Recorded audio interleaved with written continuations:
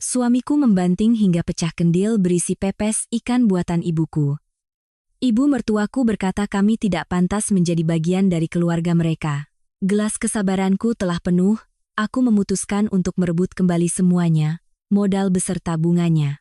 Dibantingnya masakan ibu, dihina oleh ibu mertua, 5 tahun kesabaran seorang istri yang bertangan terampil telah berubah menjadi debu, ketika cinta telah mati, kebencian bangkit. Mereka tidak pernah tahu, di balik penampilan pasrah itu, ada sebuah rencana balas dendam yang diperhitungkan dengan cermat. Dengan selembar surat perjanjian keramat dari masa lalu sebagai senjata pamungkas, perang untuk merebut kembali martabat dan harta pun dimulai, namun harga yang harus dibayar ternyata jauh lebih mahal dari yang ia duga. Akankah ia berhasil merebut kembali semuanya dalam sebuah pembalasan yang penuh air mata dan tragedi hingga akhir? Mari dengarkan untuk menemukan akhir yang tak terduga. Malam turun di apartemen sederhana tempatku baru saja mengantar ibu. Berbeda jauh dengan kemewahan dan kemegahan villa di sana, di sini segalanya tertata rapi, hangat, meski bersahaja. Ibuku telah terlelap setelah hari yang panjang penuh gejolak dan penghinaan. Beliau terbaring di sana, wajahnya yang teduh diukir oleh kerutan-kerutan kekhawatiran, napasnya teratur dalam keheningan. Melihat ibu, hatiku terasa diremas. Kemarahan dan tekad sekeras baja yang kurasakan sore tadi seakan mereda, digantikan oleh rasa sakit yang menusuk perlahan. Arus kenangan deras mengalir kembali dari 5 tahun yang lalu. 5 tahun, rentang waktu yang tidak panjang, namun cukup untuk mengubah seorang gadis yang penuh semangat hidup, mandiri, dan bangga dengan profesinya, menjadi seorang perempuan yang pasrah dan sunyi di dalam rumahnya sendiri. Cukup untuk mengubah cinta yang membara menjadi abu yang dingin.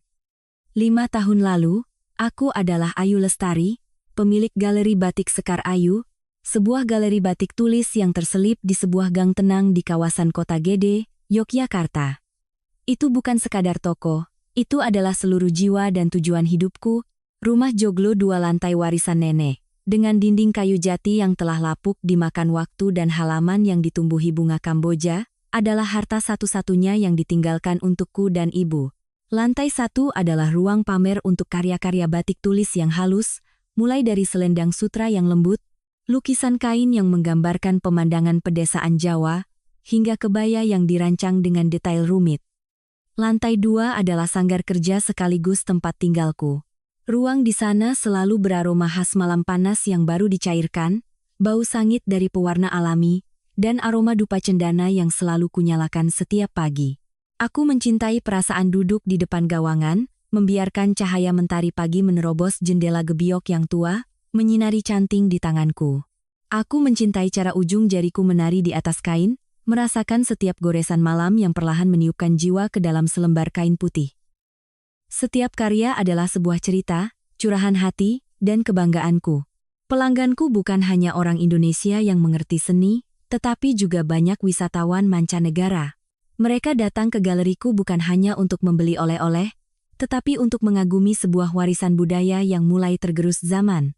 Hidupku saat itu, meski tidak bergelimang harta, sepenuhnya mandiri secara finansial. Aku hidup dengan hasratku dan dihormati banyak orang. Aku pernah berpikir akan menjalani hidup yang damai seperti itu, terikat pada canting dan malam hingga akhir hayat. Lalu, Bima Prakoso muncul, laksana angin asing yang berembus ke taman meditasiku yang tenang. Dia adalah arsitek utama untuk proyek restorasi sebuah pendopo kuno di ujung jalan.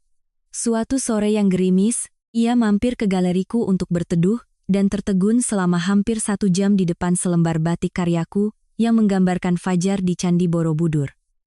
Saya belum pernah melihat karya yang begitu hidup, katanya. Goresan canting Mbak Ayu, sama seperti garis-garis rancangan seorang arsitek, sama-sama menciptakan keindahan dari hal-hal yang paling sederhana. Bima memiliki penampilan yang tampan dan gagah, dengan mata yang tajam dan senyum yang hangat. Namun, yang lebih menarik perhatianku adalah kecerdasan, ambisi, dan semangatnya yang membara untuk maju. Ia bercerita tentang mimpinya membangun perusahaan desain interior sendiri, sebuah merek Indonesia yang bisa mendunia.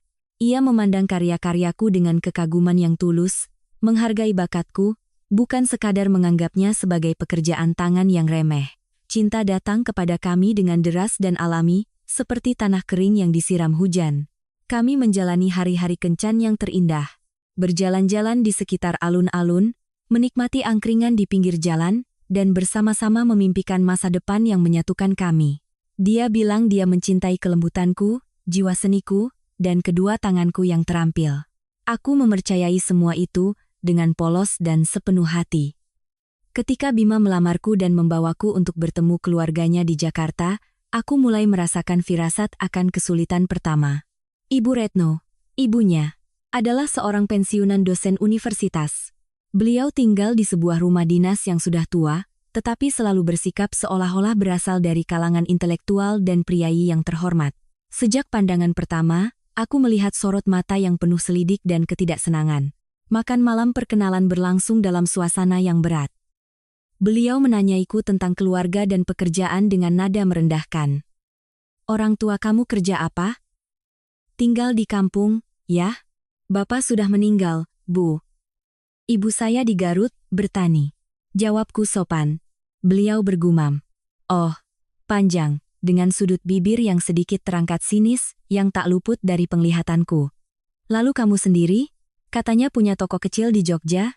Iya Bu, saya punya galeri batik tulis. Pembatik, ya? Beliau mengulang dua kata itu, seolah sedang membicarakan sesuatu yang sangat rendah. Pekerjaan seperti itu dapat berapa memangnya? Yah, setidaknya ada kegiatan buat perempuan. Daripada di rumah, cuma menumpang hidup. Aku terhenyak. Bima buru-buru menggenggam tanganku, mencoba membela dengan canggung. Mah, profesi Ayu itu seni, loh. Dia itu seniman batik paling hebat yang pernah Bima kenal. Ibu Retno melirik tajam putranya, lalu beralih padaku dengan tatapan dingin. Seni atau bukan, Mama tidak tahu. Tapi keluarga kita ini dari dulu keluarga terpelajar, tidak ada yang pekerjaannya kasar pakai tangan. Apalagi latar belakangnya dari kampung. Mama hanya berharap putra Mama bisa dapat istri yang sederajat, yang bisa membantunya meniti karier, bukan malah jadi beban. Sepanjang makan malam itu, aku tak bisa menelan makananku, cinta Bima yang menahanku.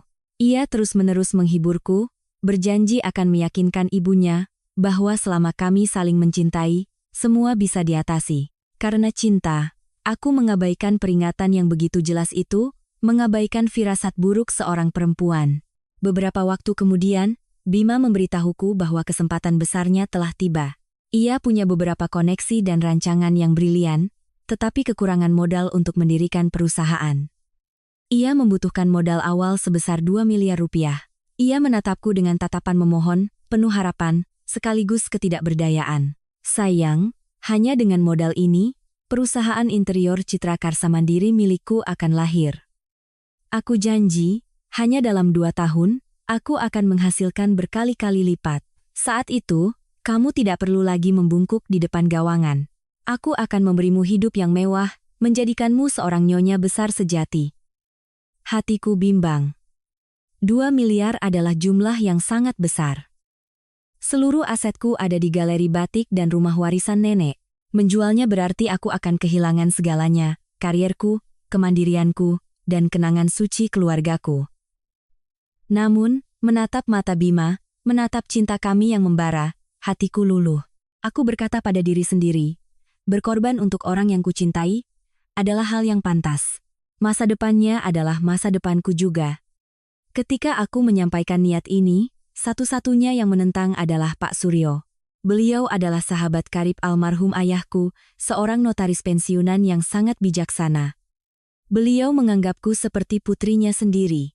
Mendengar ceritaku, beliau termenung lama, lalu berkata, Ayu, Bapak tidak melarangmu mencintai dan membantu calon suamimu. Tapi uang adalah masalah sensitif. Apalagi ini adalah hasil keringat dan warisan seluruh keluargamu. Cinta hari ini bisa membara, tapi hari esok tidak ada yang bisa menjamin. Hati manusia adalah hal yang paling mudah berubah, Nak. Kamu harus punya pegangan untuk melindungi dirimu. Mendengar nasihat beliau, meski hatiku masih sepenuhnya percaya pada Bima, aku mengatur pertemuan antara kami bertiga. Aku berkata pada Bima bahwa aku setuju menjual rumah dan galeri untuk memberinya 2 miliar, tetapi aku ingin dia menandatangani sebuah dokumen. Bima awalnya sedikit terkejut, tetapi kemudian tertawa lepas. Aku mengerti, sayang. Ini semua yang kamu punya. Wajar kamu butuh jaminan. Tulis saja apa yang kamu mau, aku pasti akan tanda tangan. Nyawaku saja bisa kuberikan padamu, apalagi cuma selembar kertas. Di kantor notaris kecil milik Pak Suryo, sebuah surat perjanjian utang dan komitmen pun dibuat. Isinya pada dasarnya adalah Bima meminjam uang dariku sebesar 2 miliar rupiah tanpa bunga untuk mendirikan perusahaan. Namun, bagian paling istimewa terletak di akhir dokumen. Pak Suryo sendiri yang mengambil pulpen dan menulis tangan sebuah klausul tambahan yang menurutnya harus ada sebagai pengingat. Klausul itu berbunyi, pihak B, Bima Prakoso, berkomitmen untuk selalu setia, mencintai, dan menghormati pihak A, Ayu Lestari, dan ibu dari pihak A, Ibu Lastri. Dalam hal pihak B terbukti melakukan perselingkuhan atau melakukan perkataan, perbuatan yang menghina secara serius terhadap martabat dan kehormatan pihak A dan ibu dari pihak A, maka seluruh saham pihak B di PT Citra Karsa Mandiri beserta aset-aset yang terbentuk dari perusahaan tersebut akan seketika dianggap sebagai aset untuk melunasi utang sebesar 2 miliar rupiah. Pihak B wajib melakukan proses balik nama seluruh aset tersebut kepada pihak A tanpa syarat. Aku membacanya dengan tangan gemetar. Klausul ini terasa sangat berat, tetapi Pak Suryo bersikeras. Ini bukti ketulusan. Kalau anak itu benar-benar mencintaimu, dia tidak akan ragu menandatanganinya. Kalau dia ragu, kamu harus pertimbangkan lagi cinta ini. Bima membaca perjanjian itu sekilas. Saat tiba di klausul tulisan tangan, ia sedikit terdiam. Jantungku serasa berhenti berdetak. Tetapi kemudian, ia mengangkat wajah, menatapku dengan senyum yang sangat tulus, dan mengambil pulpen untuk menandatanganinya dengan mantap. Ia bahkan menggenggam tanganku dan mengucapkan sumpah setia di depan Pak Suryo. Aku bersumpah tidak akan pernah membiarkan hal itu terjadi. Seumur hidupku, aku hanya akan mencintai dan menghormati kamu dan ibumu. Kertas ini akan selamanya hanya menjadi kertas. Percayalah padaku, ya. Hari itu, aku menyerahkan seluruh kepercayaan, cinta, dan masa depanku padanya. Aku menjual galeriku, menjual rumah yang penuh kenangan. Di hari serah terima kunci kepada pemilik baru, aku berdiri lama di gang kecil itu, menatap halaman dengan pohon Kamboja, untuk terakhir kalinya dengan air mata berlinang. Aku menghibur diri, bahwa aku tidak kehilangan, aku sedang berinvestasi pada masa depan yang lebih bahagia bersamanya. Surat perjanjian itu, setelah disahkan notaris, kusimpan dalam sebuah kotak kayu jati kecil, kukunci rapat, dan kusembunyikan di dasar lemari pakaian. Aku berharap, seperti kata Bima, aku tidak akan pernah perlu membukanya lagi. Tapi aku salah. Aku terlalu meremehkan kejamnya hati manusia, dan terlalu menuhankan cinta. 2 tahun pertama pernikahan kami berlalu seperti mimpi. Sebuah mimpi yang manisnya seperti madu, tetapi menyimpan racun yang mematikan. Sekarang, saat duduk di keheningan malam, aku baru sadar bahwa madu manis itulah yang perlahan membunuh jati diriku yang lama, mengubahku menjadi lalat yang terperangkap dalam jaring tanpa sadar. Setelah mendapatkan 2 miliar rupiah, Bima terjun ke dalam pekerjaan seperti orang kesetanan. Ia mendirikan PT Citra Karsa Mandiri dan menyewa sebuah kantor kecil. Bulan-bulan pertama itu, meski penuh perjuangan, adalah masa yang paling membahagiakan. Ia mengurus hubungan dengan klien dan mencari proyek, sementara aku, meski tidak memiliki jabatan resmi, adalah jiwa dari setiap produk perusahaan. Bima adalah arsitek berbakat, tetapi rancangannya cenderung teknis, kaku, dan kurang sentuhan lembut. Aku mendedikasikan seluruh waktuku untuk meniupkan roh ke dalam karya-karyanya. Aku tidak lagi melukis di atas kain, melainkan di atas rancangan interior.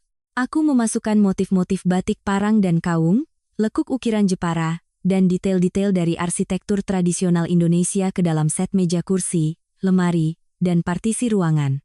Aku memberi masukan pada Bima tentang palet warna, material, dan cara memadukan sentuhan modern dengan tradisi untuk menciptakan ruang hidup yang tidak hanya mewah, tetapi juga hangat dan berkarakter Indonesia. Tanpa diduga, justru desain-desain yang sangat perempuan dan sangat Indonesia karyaku inilah yang membuat Citra Karsa Mandiri berbeda. Kami memenangkan kontrak besar pertama kami.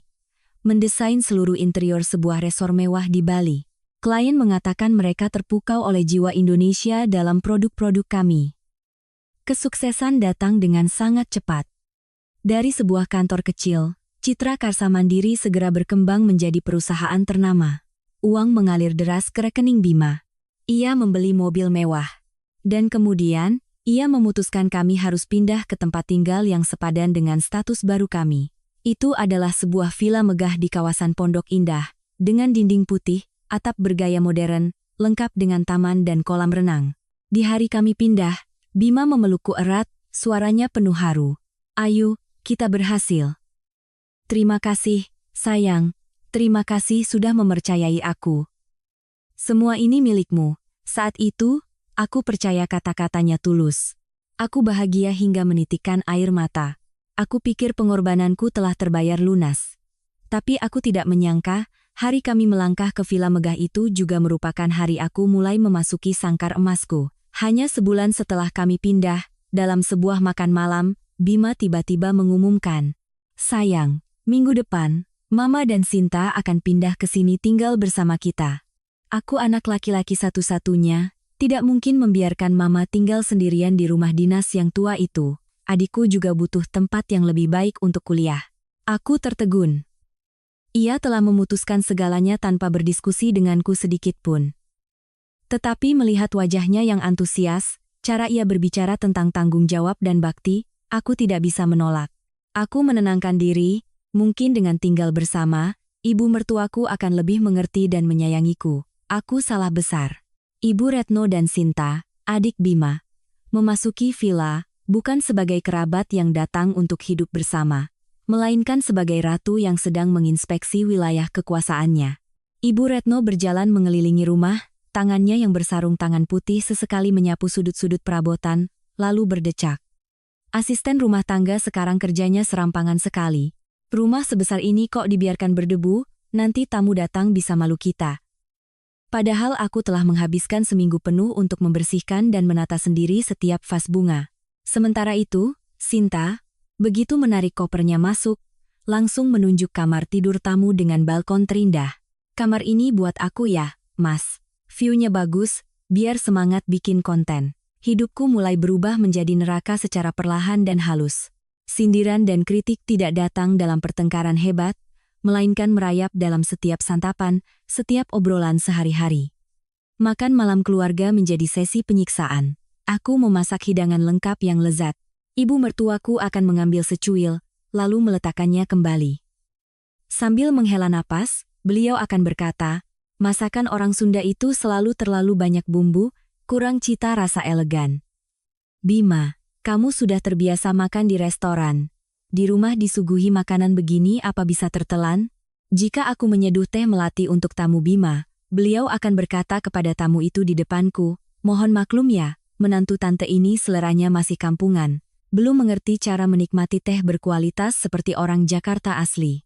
Adik iparku, Sinta, menyerangku dari sisi yang lain. Ia adalah mahasiswi modis yang seharian hanya sibuk dengan ponsel dan belanja online. Ia mengkritik cara berpakaianku. "Mbak Ayu, kok masih pakai baju-baju etnik gombrong begini sih? Zaman sekarang itu harus pakai brand luar, tasnya Hermes atau Chanel, baru kalau jalan di mall orang akan segan." Kadang-kadang, ia seenaknya masuk ke kamarku, mengambil tas atau kosmetikku, lalu beberapa hari kemudian mengembalikannya dengan komentar pedas. "Lipstik Mbak warnanya norak banget, nggak cocok di aku." Awalnya, Bima masih membelaku. Ia akan berkata, "Mah, masakan Ayu enak kok, Bima suka." Atau ia akan menegur adiknya, "Sinta, jangan kurang ajar sama mbakmu. Kenapa barangnya kamu ambil tanpa izin?" Pembelaan-pembelaan itu adalah satu-satunya perisai yang melindungiku. Tetapi perisai sekuat apapun, jika diserang setiap hari, akhirnya akan retak juga. Perkataan ibu dan adiknya bagai air yang menetes di batu, hari demi hari meresap ke dalam pikiran Bima. Ia mulai berubah. Ia mulai pulang larut malam. Makan malam bersama keluarga semakin jarang. Ketika aku mengeluhkan perkataan atau perbuatan ibu dan adiknya, bukannya menghibur, ia mulai menunjukkan kejengkelan. Sudah, aku kerja seharian sudah cukup pusing. Kamu di rumah cuma mengurus beginian saja tidak bisa.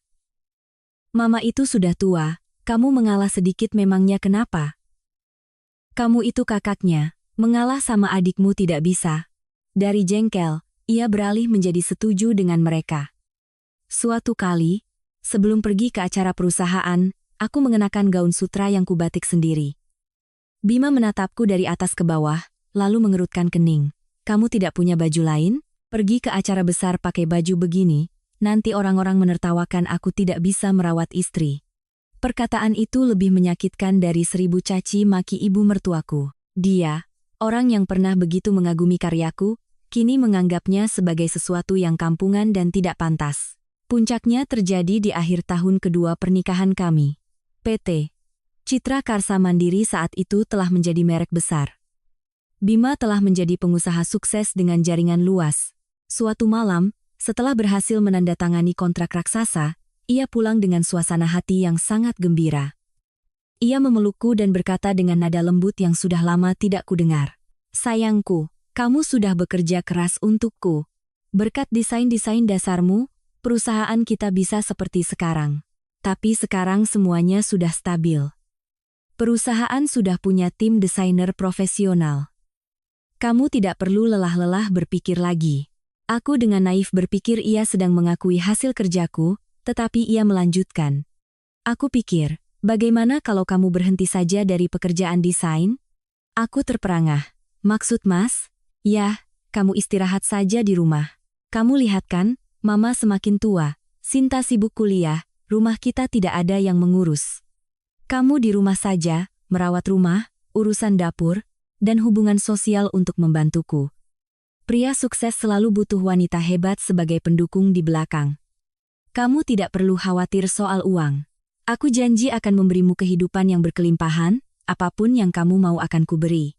Aku tidak mau orang lain melihat dan berkata istri Bima Prakoso masih harus banting tulang mengurus perusahaan. Setiap kata-katanya dibungkus dalam lapisan gula manis perhatian dan cinta. Ia berbicara tentang melindungiku, menghargaiku, memberiku waktu istirahat. Tetapi aku mendengar pesan yang berbeda di baliknya. Peranku di perusahaan telah berakhir. Ia ingin aku diam di rumah, menjadi ibu rumah tangga sejati, hidup sepenuhnya bergantung padanya. Ia sedang secara perlahan mematahkan sisa sayap terakhirku. Saat itu aku sudah terlalu lelah. Lelah dengan kritik ibu mertua, lelah dengan kelakuan adik ipar, dan lebih dari segalanya, lelah menyaksikan perubahan suamiku yang kucintai. Tawaran Bima, meski pahit, terasa seperti jalan keluar. Mungkin jika aku mundur, keluarga akan damai. Mungkin jika aku tidak lagi terlibat di perusahaan, posisinya akan semakin kuat. Dan begitulah, dalam kelelahan yang luar biasa, aku mengangguk. Hari itu, aku secara resmi melepaskan karierku, melepaskan hasratku, dan melepaskan kemandirianku. Aku tidak tahu bahwa anggukan itu telah mengakhiri riwayat Ayu Lestari, seorang seniman batik, dan membuka lembaran kelam Nyonya Bima Prakoso, seorang wanita di dalam sangkar emas. Anggukanku saat itu tidak membawa kedamaian yang kuharapkan. Itu hanya membuka babak baru yang lebih kelam dalam hidupku. 3 tahun berikutnya, dari akhir tahun kedua hingga akhir tahun kelima pernikahan kami, adalah 3 tahun badai yang sesungguhnya. Badai itu tidak datang dengan gemuruh dan petir, melainkan badai sunyi yang perlahan merusak dan menggerogoti jiwaku setiap hari. Aku menjadi ibu rumah tangga sejati, dalam arti yang paling kelam dari kata itu. Hidupku terkurung dalam 4 dinding villa mewah. Pagi-pagi, aku bangun untuk menyiapkan sarapan bagi seluruh keluarga. Sarapan yang harus memuaskan selera 3 orang yang sangat berbeda. Ibu mertuaku hanya mau makan bubur Havermut ala hidup sehat. Adik iparku menuntut hidangan barat seperti eggs benedict atau pancake. Suamiku, ia makan apa saja. Tetapi jika tidak sesuai seleranya, ia akan diam, menyuap beberapa kali, lalu pergi bekerja. Seluruh hariku berputar di sekitar mengelola asisten rumah tangga, menyusun menu, berbelanja, menata bunga, dan menunggu. Menunggu suami pulang. Bima semakin sibuk. Perjalanan dinasnya semakin sering. Pesta dan pertemuan sosialnya berlangsung hingga larut malam. Villa yang luas ini terasa dingin dan kosong, hanya diisi oleh suara televisi ibu mertua, suara musik keras dari kamar adik ipar, dan helaan napasku. Posisiku di rumah merosot tajam. Aku bukan lagi jiwa dari Citra Karsa, bukan lagi istri yang pernah dibanggakan Bima. Aku menjadi orang rumah, sebuah bayangan tak terlihat, sebuah eksistensi yang sudah sewajarnya ada untuk melayani orang lain. Dan dari sinilah, penghinaan dan penindasan dari ibu mertua dan adik iparku menjadi semakin terang-terangan dan kejam. Momen-momen sesak di dada yang membuatku tercekat terus menumpuk seiring waktu. Aku masih ingat betul kejadian itu. Menjelang Lebaran, ibuku dengan susah payah menitipkan paket lewat bus dari Garut. Ibu tahu aku sangat suka masakan buatannya. Di dalam kardus itu ada beberapa bungkus ikan asin peda, beberapa kantong opak kering yang digoreng sendiri, dan satu toples besar sambal terasi. Aku bahagia hingga menangis. Begitu kardus dibuka, aroma kampung halaman menyeruak, membuatku rindu ibu dan rindu rumah. Saat aku dengan gembira hendak membawa toples sambal itu ke dapur, ibu mertuaku turun dari lantai atas. Beliau berdiri beberapa meter jauhnya, menutup hidung dengan tangannya, wajahnya berkerut seolah mencium sesuatu yang beracun. Bau, apa ini? Busuk sekali? Ayu, kamu bawa apa ke rumah ini? Ini oleh-oleh dari ibu saya di kampung, Bu, jawabku lirih.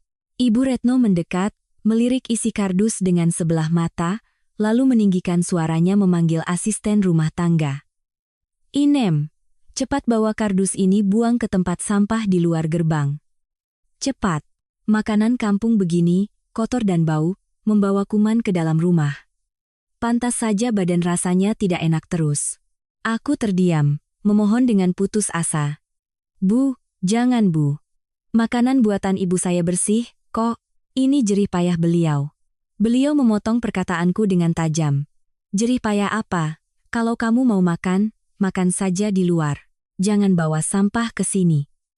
Rumah ini untuk ditinggali manusia, bukan kandang babi untuk menampung barang-barang jorok seperti ini. Setelah berkata begitu, beliau berbalik, dan langsung naik ke lantai atas, meninggalkanku yang mematung di tempat. Inem, Zang At, menatapku dengan iba, tetapi di bawah tatapan tajam majikannya, ia hanya bisa pasrah membawa kardus itu pergi. Malam itu, aku bersembunyi di sudut taman, mengintip ke tempat sampah umum di luar gerbang. Ikan asin dan opak yang telah dibuat ibu dengan susah payah di bawah terik matahari kini tergeletak di sana, bercampur dengan sampah lainnya. Jerih payah ibuku diinjak-injak tanpa ampun. Aku menangis tanpa suara. Rasa sakit dan benci menyumbat kerongkonganku. Penghinaan tidak hanya datang dari ibu mertua, Sinta, adik iparku, juga berperan besar mengubah hidupku menjadi neraka. Ia menganggapku seperti pesuruh gratis, dan barang-barangku adalah miliknya juga. Puncaknya adalah masalah tas. Itu adalah satu-satunya tas yang kusimpan dari masa-masa di galeri dulu. Sebuah tas kulit yang dibuat khusus oleh seorang teman pengrajin, dengan aksen kain batik tulis karyaku sendiri. Itu adalah kenang-kenangan yang tak ternilai. Suatu hari, Sinta akan pergi ke pesta ulang tahun temannya. Ia mengobrak-abrik kamarku untuk mencari barang dan dengan seenaknya mengambil tas itu tanpa bertanya. Ketika aku membutuhkannya dan tidak menemukannya, aku bertanya padanya. Ia menjawab acuh tak acuh. Oh, aku pinjam. Habisnya Mbak cuma punya tas itu yang kelihatan agak mendingan. 2 hari kemudian, ia melemparkan tas itu ke tempat tidurku. Resletingnya rusak, salah satu sudut kulitnya tergores panjang. Noda lipstik merah menempel di bagian dalam. Aku merasa sakit hati dan marah. Untuk pertama kalinya aku membentaknya. Sinta, kenapa kamu merusak barang Mbak seperti ini? Kamu pakai tapi tidak bisa menjaga. Sinta, bukannya minta maaf, malah memasang muka masam dan membantah. Mbak ini aneh ya. Tas butut begini saja hebohnya bukan main. Salah barangnya yang murahan, makanya gampang rusak. Teman-temanku bilang tas ini norak. Tahu, aku pakai ini saja sudah menghargai Mbak. Di rumah cuma numpang hidup saja, tidak usah sok galak sama aku. Numpang hidup. 2 kata itu seperti pukulan palu di kepalaku. Tepat saat itu, Bima pulang kerja. Mendengar keributan, ia masuk. Sinta langsung mengubah sikapnya. Ia merengek, memasang wajah sedih. Mas Bima lihat nih. Aku cuma pinjam tas lamanya sebentar, Mbak Ayu marahnya bukan main. Aku tidak sengaja menggores sedikit, tapi dia marahnya seolah-olah aku ini penjahat. Aku mencoba menjelaskan, tetapi Bima sudah mengibaskan tangannya, wajahnya lelah dan kesal. Ia berbalik padaku. Cuma karena tas saja kamu bikin ribut. Rumah ini tidak pernah bisa tenang. Dia itu adikku, kamu lebih tua, mengalah sedikit tidak bisa? Rusak ya buang saja, besok aku kasih uang kamu beli 10 tas branded yang lebih bagus. Lalu ia menarik Sinta keluar sambil membujuknya. Sudah, jangan nangis, Mas Bima sayang. Aku berdiri membeku di tengah kamar. Ia tidak peduli siapa yang benar atau salah. Ia hanya ingin rumahnya tenang. Dan untuk mendapatkan ketenangan itu, yang harus berkorban dan mengalah selalu aku. Tas itu hanya pemicu. Yang benar-benar diinjak-injak adalah sisa harga diriku. Tetapi semua itu belum ada apa-apanya dibandingkan tetes terakhir yang membuat gelasku tumpah. Sebuah peristiwa yang membunuh tuntas cinta dan rasa hormatku pada Bima, kejadiannya sekitar 3 bulan sebelum makan malam yang menentukan itu. Aku menerima telepon dari bibiku di kampung, mengabarkan bahwa ibuku terpeleset di sawah dan kakinya patah. Kondisinya sangat lemah. Aku panik luar biasa. Aku segera memberitahu Bima bahwa aku ingin menjemput ibu ke sini agar lebih mudah merawatnya. Dengan kondisi ibu, tidak mungkin membiarkannya sendirian di kampung. Aku pikir, bagaimanapun juga, itu adalah ibu mertuanya, ia tidak akan menolak permintaan yang sangat wajar ini. Tapi aku salah. Yang pertama menentang, tentu saja, adalah Ibu Retno. Begitu mendengar rencanaku, beliau langsung menggebrak meja. Tidak bisa. Rumah ini bukan tempat penampungan orang sakit. Dia ke sini, siapa yang mau merawat? Nanti bau obat, orang datang menjenguk, merepotkan sekali. Mama tidak mau ada orang sakit di rumah, Pamali. Aku mencoba menahan amarah, menatap Bima dengan tatapan memohon. Aku hanya butuh ia mengatakan satu kalimat, Ibu Ayu juga Ibu Bima, maka segalanya akan berbeda. Tapi tidak. Ia diam sejenak, menghindari tatapanku, lalu ia angkat bicara. Suaranya dingin dan berjarak, setiap kata yang keluar seperti pisau yang menusuk jantungku. Ayu, jangan mempersulit keadaan. Mama ada benarnya juga. Rumah kita ini kurang privasi untuk orang sakit beristirahat. Begini saja, kamu jemput ibumu ke Jakarta, nanti Mas akan sewakan kamar di hotel yang bagus dekat sini. Di sana kan tenang, bersih, ada layanan kebersihan setiap hari. Kamu bolak-balik merawat ibu juga dekat. Jadi semua pihak sama-sama enak, kan? Sama-sama enak. Telingaku berdengung. Suamiku, orang yang untuknya telah kukorbankan segalanya, kini menyarankanku untuk menempatkan ibuku yang tua dan sakit di hotel, seolah-olah beliau adalah barang atau gangguan yang perlu disingkirkan demi kenyamanan. Ia menganggap ibuku apa? Ia menganggap bakti pada orang tua itu apa? Ia menganggapku apa dalam hidupnya? Saat itu, aku tidak bisa lagi menangis. Sesuatu di dalam diriku telah mati sepenuhnya. Cinta, pengorbanan, kepercayaan, semuanya hancur menjadi debu. Aku menatap pria di hadapanku. Wajahnya masih tampan dan berwibawa, tetapi terasa begitu asing dan mengerikan. Aku sadar, ia telah benar-benar berubah. Atau mungkin, inilah sifat aslinya.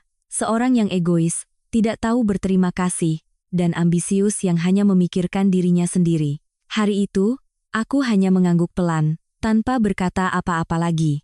Aku pulang kampung sendirian, merawat ibu beberapa minggu, lalu membawanya kembali ke rumahnya.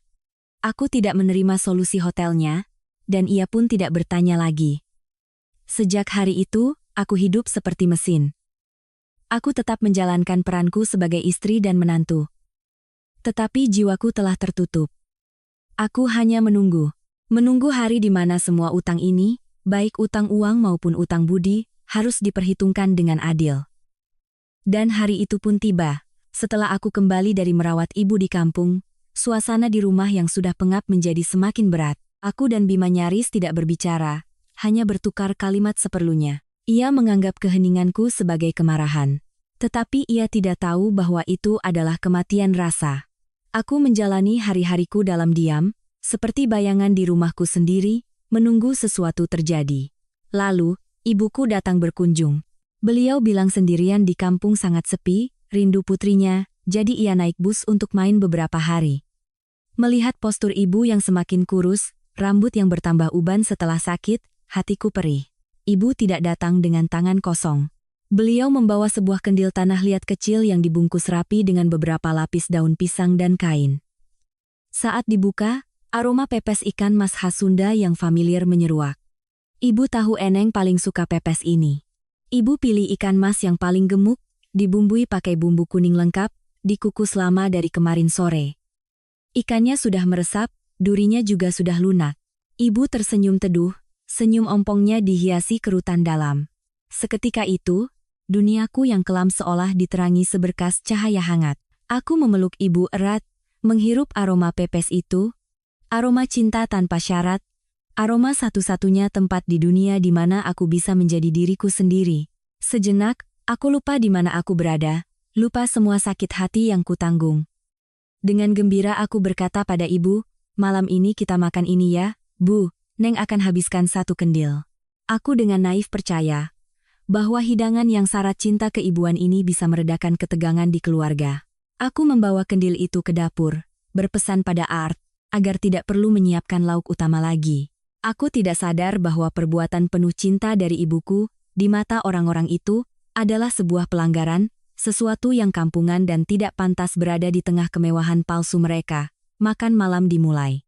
Meja makan panjang dari kayu solid yang mewah telah ditata dengan piring-piring porselen putih dan gelas kristal berkilauan. Bima duduk di kursi utama, wajahnya dingin dan lelah setelah seharian bekerja. Di kanannya, ibu mertuaku, Ibu Retno, dengan ekspresi angkuh yang biasa. Di sebelahnya, Sinta, yang sibuk dengan ponselnya. Aku dan ibu duduk di seberang, seperti dua dunia yang terpisah. Ketika ART dengan hormat meletakkan kendil pepes ikan yang masih mengepul di tengah meja, keheningan seketika pecah. Aroma wangi dari bumbu, kemangi, dan ikan yang khas menyebar.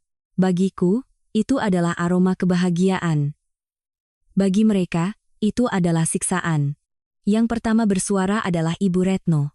Beliau tidak bicara langsung, tetapi mengangkat serbet dan mengipas-nipaskannya di depan hidung. Kerutan di wajahnya menunjukkan rasa jijik yang luar biasa. Beliau menghela napas, cukup keras untuk didengar semua orang. Tidak habis pikir. Meja makan itu tempat untuk menikmati hidangan yang elegan dan berkelas. Kenapa harus ada makanan bau amis begini di meja? Merusak suasana dan selera makan saja. Sinta, seperti biasa, langsung menimpali ibunya. Ia meletakkan ponselnya. Menutup hidungnya dengan kedua tangan dengan gaya berlebihan seolah akan pingsan. Ih, ya ampun, bau apa sih ini? Amis dan menyengat banget. Makan ini pasti nanti baju sama rambut bau seharian. Gini caranya malam ini aku batalin janji jalan sama teman-teman, deh, ibuku. Yang duduk di sebelahku, membeku. Senyum teduh di wajahnya lenyap, digantikan oleh ekspresi bingung, terluka, dan sedikit takut. Bahunya yang kurus sedikit bergetar, ia meringkuk seolah ingin menghilang. Ia menatapku dengan sorot mata bersalah, seperti anak kecil yang berbuat salah. Melihat ibu seperti itu, hatiku seperti dicabik-cabik. Aku mencoba memaksakan senyum, menoleh ke arah Bima, berharap ia akan mengatakan sesuatu yang adil, tapi tidak. Bima tidak berkata apa-apa. Ia hanya diam. Ia mendengar semuanya, melihat semuanya, tetapi ia memilih diam. Keheningannya 1000 kali lebih kejam daripada hinaan ibu dan adiknya. Itu adalah sebuah persetujuan, sebuah pembiaran. Itu secara tidak langsung memberitahuku bahwa dalam pertarungan ini, aku dan ibuku akan selamanya menjadi orang luar. Untuk memecah suasana dan menghibur ibu, aku mengambil lauk lain ke piringnya, lalu menyendok nasi untuk diriku sendiri, dan mengambil sepotong besar pepes ikan. Aku mengunyahnya dengan nikmat, sengaja berkata dengan suara keras, pepes buatan ibu enak sekali. Tidak ada restoran yang bisa masak seenak ini, Bu. Dagingnya lembut, bumbunya meresap. Ibu pasti capek sekali membuatnya untuk Neng. Mendengar itu, mata ibuku sedikit berbinar. Melihat putrinya makan dengan lahap, sepertinya semua hinaan tadi terlupakan. Cinta seorang ibu telah mengalahkan rasa sakit hatinya. Beliau menatapku dengan penuh kasih. Lalu, beliau melakukan sesuatu yang biasa dilakukan semua ibu di dunia untuk anaknya. Beliau dengan lembut mengambil sumpit. Dengan hati-hati memisahkan daging ikan terbaik tanpa duri, dan meletakkannya di piringku. Makan yang banyak, Neng, biar sehat. Kamu kelihatan pucat sekali akhir-akhir ini. Sebuah tindakan sederhana, tulus, dan penuh cinta. Namun, tindakan itulah yang menjadi sumbu api yang menyulut tong dinamit yang telah lama terpendam dalam diri Bima.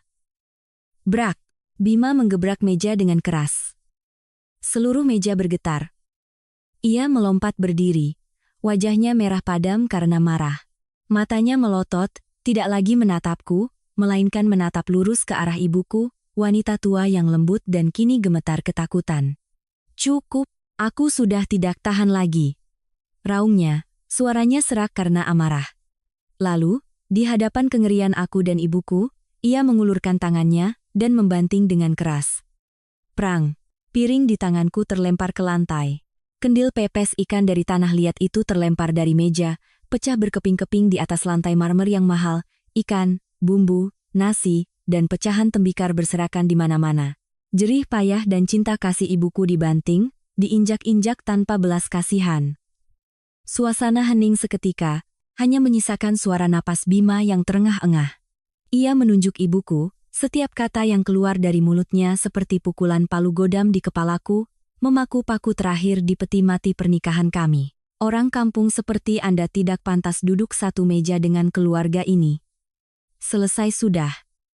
Semuanya benar-benar berakhir. Kesabaranku selama 5 tahun, setelah semua penghinaan yang tak terhitung jumlahnya, telah hancur berkeping-keping seperti kendil pepes di lantai itu. Tetapi anehnya, aku tidak berteriak, tidak menangis, tidak gemetar. Sebuah ketenangan yang dingin dan menakutkan menyelimutiku. Tetes air mata terakhirku telah mengering sejak hari ia menyuruhku menempatkan ibu di hotel. Kini, di dalam hatiku, api cinta telah padam total, hanya menyisakan abu dingin dan sebuah tekad yang lebih keras dari berlian. Aku perlahan meletakkan sumpitku. Aku tidak menatap Bima, juga tidak melirik ibu dan adik iparku yang tampak puas. Aku hanya menatap ibuku. Beliau duduk di sana. Air mata bercucuran, bibirnya gemetar tak bisa berkata-kata. Beliau takut, malu, dan sakit hati. Aku bangkit, berjalan ke sisi ibu, dan dengan lembut memegang bahunya yang kurus. Aku mengambil selembar tisu, dengan lembut menyeka air mata di wajahnya yang keriput. Lalu aku membungkuk, berbisik di telinganya dengan suara yang mantap dan jelas, cukup untuk didengar oleh yang lain. "Ibu, kita pergi." Kalimat itu adalah sebuah deklarasi. Deklarasi berakhirnya hari-hari penuh penghinaan. Deklarasi dimulainya sebuah perang yang telah lama kusiapkan. Aku memapah ibu berdiri, berjalan perlahan, tanpa sekalipun menoleh ke belakang. Melangkahi pecahan-pecahan di lantai, melangkahi pernikahanku yang telah hancur, dan melangkah keluar dari pintu neraka dunia itu. Mobil melaju menembus malam Jakarta yang sunyi, meninggalkan di belakang kompleks perumahan mewah dengan lampu-lampu kuningnya yang terasa dingin. Aku mengemudi dengan mantap, mataku fokus ke jalan di depan, tetapi pikiranku anehnya sangat tenang. Di kursi penumpang, ibuku masih gemetar. Beliau terus menggenggam tanganku, terisak-isak di sela-sela tangisnya. "Neng, ini salah ibu. Semua karena ibu. Ibu seharusnya tidak membawa pepes itu. Ibu sudah menyusahkan kamu." Aku dengan lembut meremas tangan keriputnya yang kapalan. Suaraku datar, tanpa gejolak. "Ini bukan salah ibu. Jangan pernah berpikir begitu. Pepes buatan ibu adalah masakan paling enak di dunia. Hanya saja, mereka tidak pantas mencicipinya. Semuanya memang sudah harus berakhir, Bu." Ibu menatapku, matanya dipenuhi rasa kasihan sekaligus kebingungan. Mungkin beliau tidak mengerti ketenanganku saat ini. Beliau tidak tahu bahwa putrinya bukan lagi domba penurut yang pasrah. 5 tahun ditekan dan diinjak-injak telah mengubahku menjadi binatang yang terluka. Dan sekarang adalah saatnya ia menunjukkan taringnya untuk membela diri. Aku tidak membawa ibu ke penginapan atau hotel sementara.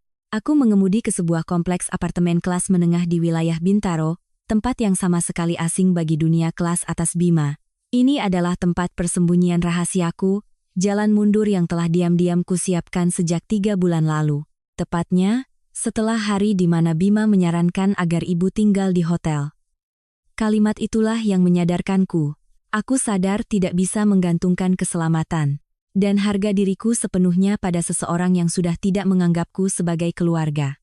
Aku menggunakan sisa tabungan terakhirku dari galeri batik dulu, ditambah dengan hasil menjual beberapa perhiasan mahal yang Bima berikan di masa-masa bahagia palsu kami, untuk membeli unit apartemen kecil ini. Luasnya hanya sekitar 50 meter persegi, dengan 1 kamar tidur dan ruang tamu yang menyatu dengan dapur. Tapi ini milikku. Bersih, nyaman, dan yang terpenting, aman. Ini adalah benteng terakhirku. Aku memapah ibu masuk. Berbeda dengan kemegahan yang dingin di villa, tempat ini memancarkan ketenangan. Aku telah melengkapinya dengan semua perabotan yang paling dibutuhkan. Aku membuatkan ibu secangkir teh jahe hangat untuk menenangkannya, merapikan tempat tidur untuknya, dan memberinya pakaian ganti yang bersih. Ibuku menatap sekeliling dengan bingung, lalu menatapku lagi dengan mata berkaca-kaca. Neng, kamu menyiapkan semua ini sejak kapan? Aku sudah menyiapkannya untuk hari seperti ini, Bu. Mulai sekarang, ini adalah rumah kita. Tidak akan ada lagi yang bisa menghina ibu, dan tidak akan ada lagi yang bisa membanting pepes buatan ibu. Ucapku dengan suara tegas. Malam itu, setelah ibu terlelap dalam tidurnya yang lelah, aku pergi ke balkon, menatap kerlip lampu kota. Angin malam terasa dingin, tetapi tidak bisa mendinginkan kepalaku yang panas oleh perhitungan. Aku mengeluarkan ponsel, menekan nomor yang sudah kuhafal di luar kepala. Di seberang sana, suara Pak Suryo yang tua namun bijaksana terdengar, sedikit cemas. Ayu, ada apa menelpon Bapak selarut ini? Bima berbuat ulah lagi. Aku menarik napas dalam-dalam, berusaha agar suaraku tidak bergetar. Pak Suryo, sudah saatnya. Sudah saatnya. Bapak terdiam sejenak, lalu terdengar helaan napas panjang. Bapak mengerti. Apa yang terjadi? Ceritakan pada Bapak. Aku menceritakan seluruh kejadian saat makan malam, tanpa menambah atau mengurangi, hanya kebenaran yang telanjang. Aku bercerita dengan nada tenang dan objektif, seolah sedang menceritakan kisah orang lain. Pak Suryo mendengarkan dalam diam. Beliau tidak menasihatiku untuk bersabar, tidak menyuruhku berpikir ulang. Beliau tahu aku telah mencapai batas akhirku. Dia telah menghina ibumu. Anak itu telah melanggar klausul terpenting dalam perjanjian. Suara Bapak menjadi tegas. Baiklah. Kamu mau Bapak melakukan apa? Besok pagi, tolong Bapak buatkan salinan resmi dari surat perjanjian utang dan komitmen itu. Saya akan mengantarkannya sendiri padanya. Baik. Jam 8 pagi besok, datanglah ke kantor Bapak. Semuanya akan siap. Ayu, kalau kamu sudah memutuskan, kamu harus kuat, ya. Jalan ini tidak akan mudah. Tapi ingat, kamu tidak sendirian, ada Bapak di sini. Menutup telepon, aku merasakan kekuatan mengalir di tulang punggungku. Aku tidak lagi sendirian. Di sampingku ada ibu, ada Pak Suryo, dan yang terpenting, ada keadilan yang menjadi hakku. Keesokan paginya, aku bangun lebih awal. Sinar matahari pagi menembus jendela, menerangi apartemen kecil kami, membawa perasaan seperti terlahir kembali. Untuk pertama kalinya setelah bertahun-tahun, aku merasa bisa menghirup udara kebebasan yang sesungguhnya. Aku menyiapkan sarapan sederhana, bubur ayam dan telur asin, makanan kesukaan ibuku. Melihat ibu makan dengan lahap, hatiku terasa hangat. Tepat jam 8, aku tiba di kantor Pak Suryo. Beliau sudah menunggu. Di atas meja, ada sebuah map yang dijilid rapi. Beliau menyerahkannya padaku sambil berpesan. Ini adalah salinan yang memiliki kekuatan hukum setara dengan aslinya. Berikan saja padanya, tidak perlu bicara apa-apa. Biarkan kertas ini yang berbicara. Dokumen aslinya harus kamu simpan baik-baik. Itu adalah senjata pamungkasmu. Aku menerima map itu, terasa berat di tanganku. Ini bukan hanya kertas. Ini adalah 5 tahun masa mudaku, 2 miliar rupiah hasil keringat dan air mata, pengorbanan, dan semua penghinaan yang kuterima. Aku mengemudi kembali ke villa itu. Tempat yang baru kemarin adalah rumah, hari ini telah menjadi medan perang. Aku masuk, ART menatapku dengan takut. Ibu Retno sedang duduk di ruang tamu, melihatku, beliau langsung berdiri, hendak memarahi, tetapi saat melihat tatapan mataku yang sedingin es, mulutnya terkunci. Aku tidak meliriknya sama sekali, langsung berjalan ke lantai 2, menuju ruang kerja Bima. Ruangan itu ditata dengan mewah dan minimalis, mencerminkan selera seorang arsitek sukses. Tetapi aku tahu, fondasi kesuksesan ini dibangun dari apa. Aku melangkah ke depan meja kayu besar tempat Bima biasa dengan bangga menandatangani kontrak-kontrak miliaran. Aku dengan tenang meletakkan map itu tepat di tengah meja, di atas tumpukan gambar proyek barunya. Aku tidak melemparnya, melainkan sebuah tindakan meletakkan yang penuh kesadaran, tegas, dan hikmat. Selesai, aku berbalik dan pergi. Aku melewati ibu mertuaku sekali lagi. masih tanpa sepatah kata pun. Pintu villa tertutup di belakangku, menutup sebuah babak kehidupan yang memalukan. Drama sesungguhnya baru saja akan dimulai. Aku kembali ke apartemen, mengunci pintu, mematikan nada dering ponsel, dan mengubahnya ke mode senyap. Aku tahu apa yang akan terjadi selanjutnya. Dan aku benar. Sekitar 1 jam kemudian, layar ponselku mulai menyala terus-menerus. Pertama, sebuah pesan singkat. Ayu, kamu di mana? 5 menit kemudian, pulang sekarang. Aku mau bicara. Lalu pesan lain, dengan nada yang lebih kesal. Kamu taruh apa di meja kerjaku? Kamu mau main-main, ya? Setelah itu, panggilan telepon. 1 demi 1. 10 panggilan, 20 panggilan. Aku hanya duduk diam menatap layar yang berkedip-kedip dengan nama suamiku sayang. Nama yang kusimpan 5 tahun lalu dan tidak pernah kuubah. Betapa ironis. Ketika tidak bisa meneleponku, ia memulai rentetan pesan baru, nadanya telah berubah dari kesal menjadi panik. Ayu, aku sudah baca. Ini tidak seperti yang kamu pikirkan. Itu kan cuma kertas lama, tidak ada artinya. Aku minta maaf soal semalam. Aku salah. Aku terlalu capek jadi tidak bisa kontrol emosi. Maafkan aku. Ya. Pulanglah. Sayang. Ayu, angkat teleponnya. Kumohon, jangan begini, dong. Perusahaan ini hasil kerja kerasku seumur hidup. Aku minta maaf padamu. Aku minta maaf pada ibu. Kamu mau aku melakukan apa saja? Akan kulakukan. Asal kamu pulang dan kita bicara. Tolong. Aku membaca setiap baris pesan tanpa emosi. Permintaan maaf yang terlambat ini, apa artinya? Apakah berasal dari penyesalan, atau dari ketakutan saat menyadari kerajaan bisnisnya akan runtuh? Aku tidak peduli lagi. Aku meraih ponsel, menelungkupkannya di atas meja, memutus semua suara pengganggu dari dunia luar. Aku masuk ke kamar, duduk di samping ibuku, yang sedang menonton acara lawak di televisi. Kedamaian di sini, inilah yang benar-benar kubutuhkan. Drama yang ia ciptakan, biarkan ia memainkannya sendiri. 2 hari setelah aku mengirimkan hadiah itu untuk Bima, kehidupan di apartemen kecilku berjalan dalam ketenangan yang aneh. Bima tidak lagi menelepon atau mengirim pesan teror. Mungkin ia sadar kepanikan dan permintaan maaf kosong tidak berguna, dan sedang mencari cara lain untuk melawan. Aku tidak peduli. Aku menghabiskan seluruh waktuku bersama ibu. Kami memasak hidangan sederhana bersama, melihat-lihat kembali album foto lama yang sudah menguning. Untuk pertama kalinya dalam 5 tahun, aku melihat ibuku tersenyum lepas, senyum yang tidak lagi dipaksakan, tidak lagi menyembunyikan rasa takut dihina. Ketenangan ini begitu manis, hingga aku hampir lupa badai masih menunggu di luar sana. Aku tahu keheningan keluarga mertuaku hanya sementara. Mereka tidak akan pernah rela kehilangan PT, Citra Karsa Mandiri, kehilangan sumber kehidupan mewah mereka begitu saja. Aku hanya tidak menyangka mereka akan datang secepat ini, dan dengan cara yang begitu memalukan dan rendah. Sore itu, saat aku dan ibu sedang asyik menonton sinetron, pintu apartemen tiba-tiba digedor dengan sangat keras. Suara gedoran yang kasar dan membabi buta seolah ingin menghancurkannya. Diiringi oleh teriakan melengking yang sangat kukenal, suara ibu mertuaku. Ayu Lestari, buka pintunya. Dasar menantu kurang ajar. Pelakor. Kamu sembunyi di sini untuk morotin anakku, kan? Buka.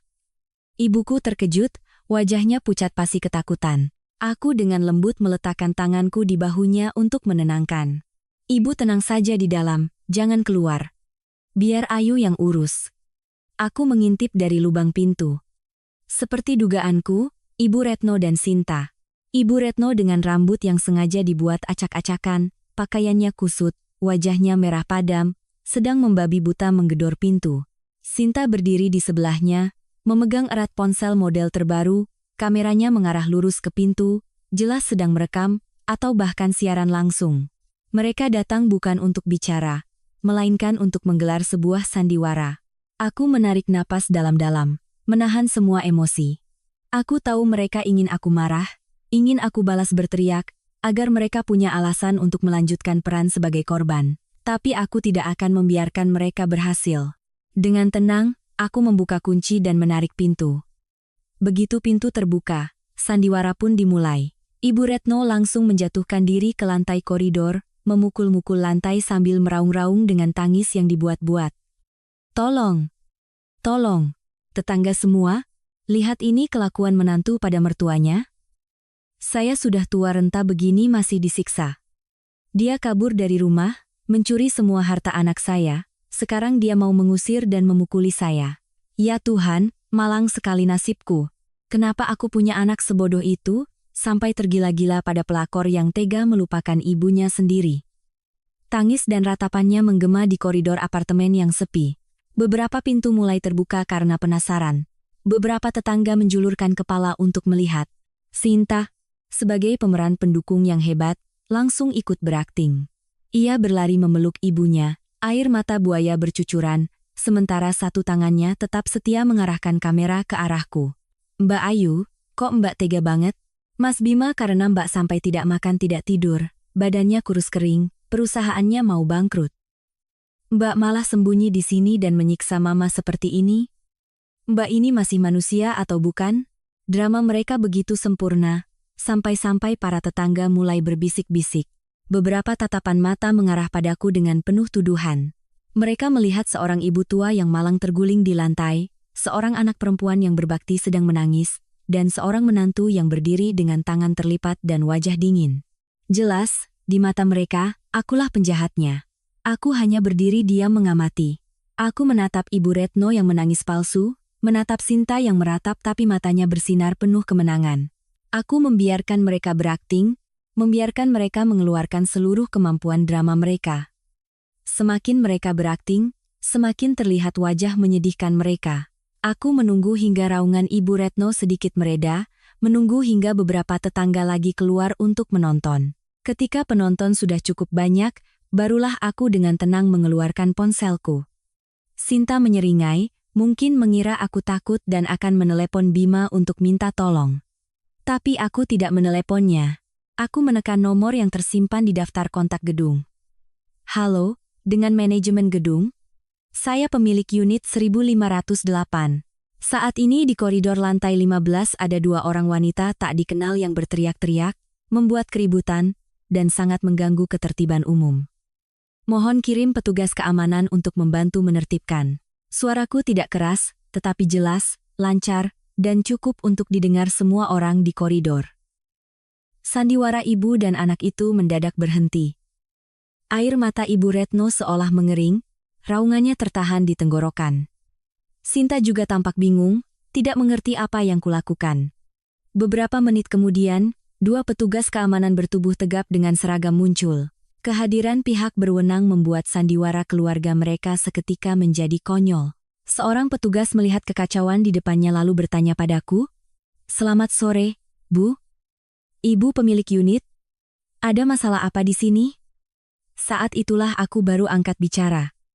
Aku tidak menatap ibu dan anak itu. Aku menatap lurus ke arah petugas keamanan dan para tetangga yang masih menonton dengan penasaran. Suaraku tetap tenang dan dingin, tetapi setiap katanya setajam baja. "Selamat sore, Bapak-bapak, Ibu-ibu. Mohon maaf sudah mengganggu ketenangan Anda semua." Aku berhenti sejenak, lalu menunjuk ke arah Ibu Retno dan Sinta. Dua orang ini mengaku sebagai ibu mertua dan adik ipar saya. Mereka datang ke sini, menggador pintu, berteriak-teriak, dan menuduh saya mencuri harta serta menganiaya mertua. Mereka ingin memainkan sebuah drama tentang menantu durhaka untuk ditonton semua orang. Aku diam lagi, membiarkan kata-kataku meresap. Tatapan para tetangga mulai berubah, dari simpati menjadi keraguan. Lalu aku berbalik, menatap lurus ke wajah Ibu Retno dan Sinta. Tatapanku membuat keduanya mundur selangkah. "Drama kalian bagus sekali, tapi saya tidak punya waktu untuk menonton. Ibu dan kamu, pulanglah." Aku melanjutkan. Suaraku merendah dengan nada penuh misteri dan tantangan. "Pulang dan tanyakan pada putra ibu, pada kakakmu itu. Tanyakan pada Bima Prakoso, 5 tahun lalu, kertas apa yang dia tanda tangani di kantor notaris. Tanyakan padanya kenapa selama 2 hari ini dia menelepon dan mengirim pesan memohon-mohon maaf pada saya dengan ketakutan. Tanyakan padanya, perusahaan PT Citra Karsa Mandiri yang dia banggakan itu sebenarnya milik siapa? Aku menyelesaikan kalimatku, menatap tajam setiap orang. Semua jawabannya ada di sana. Sekarang, silakan kalian pulang. Jangan membuat keributan konyol di sini lagi.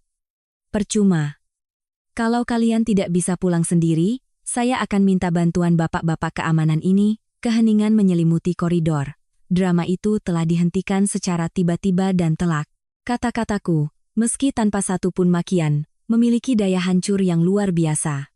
Itu tidak hanya membongkar, tetapi juga menanamkan keraguan di dalam internal mereka sendiri.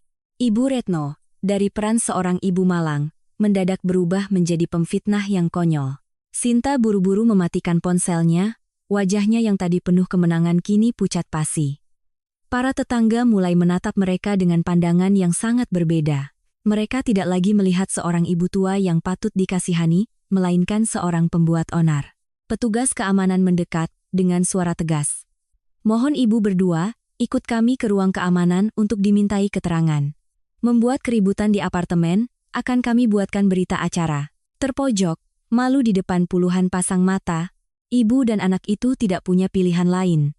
Ibu Retno bangkit dengan susah payah, tidak lagi menangis, hanya ada kebencian dan rasa malu yang terpancar di wajahnya. Sinta buru-buru memapah ibunya.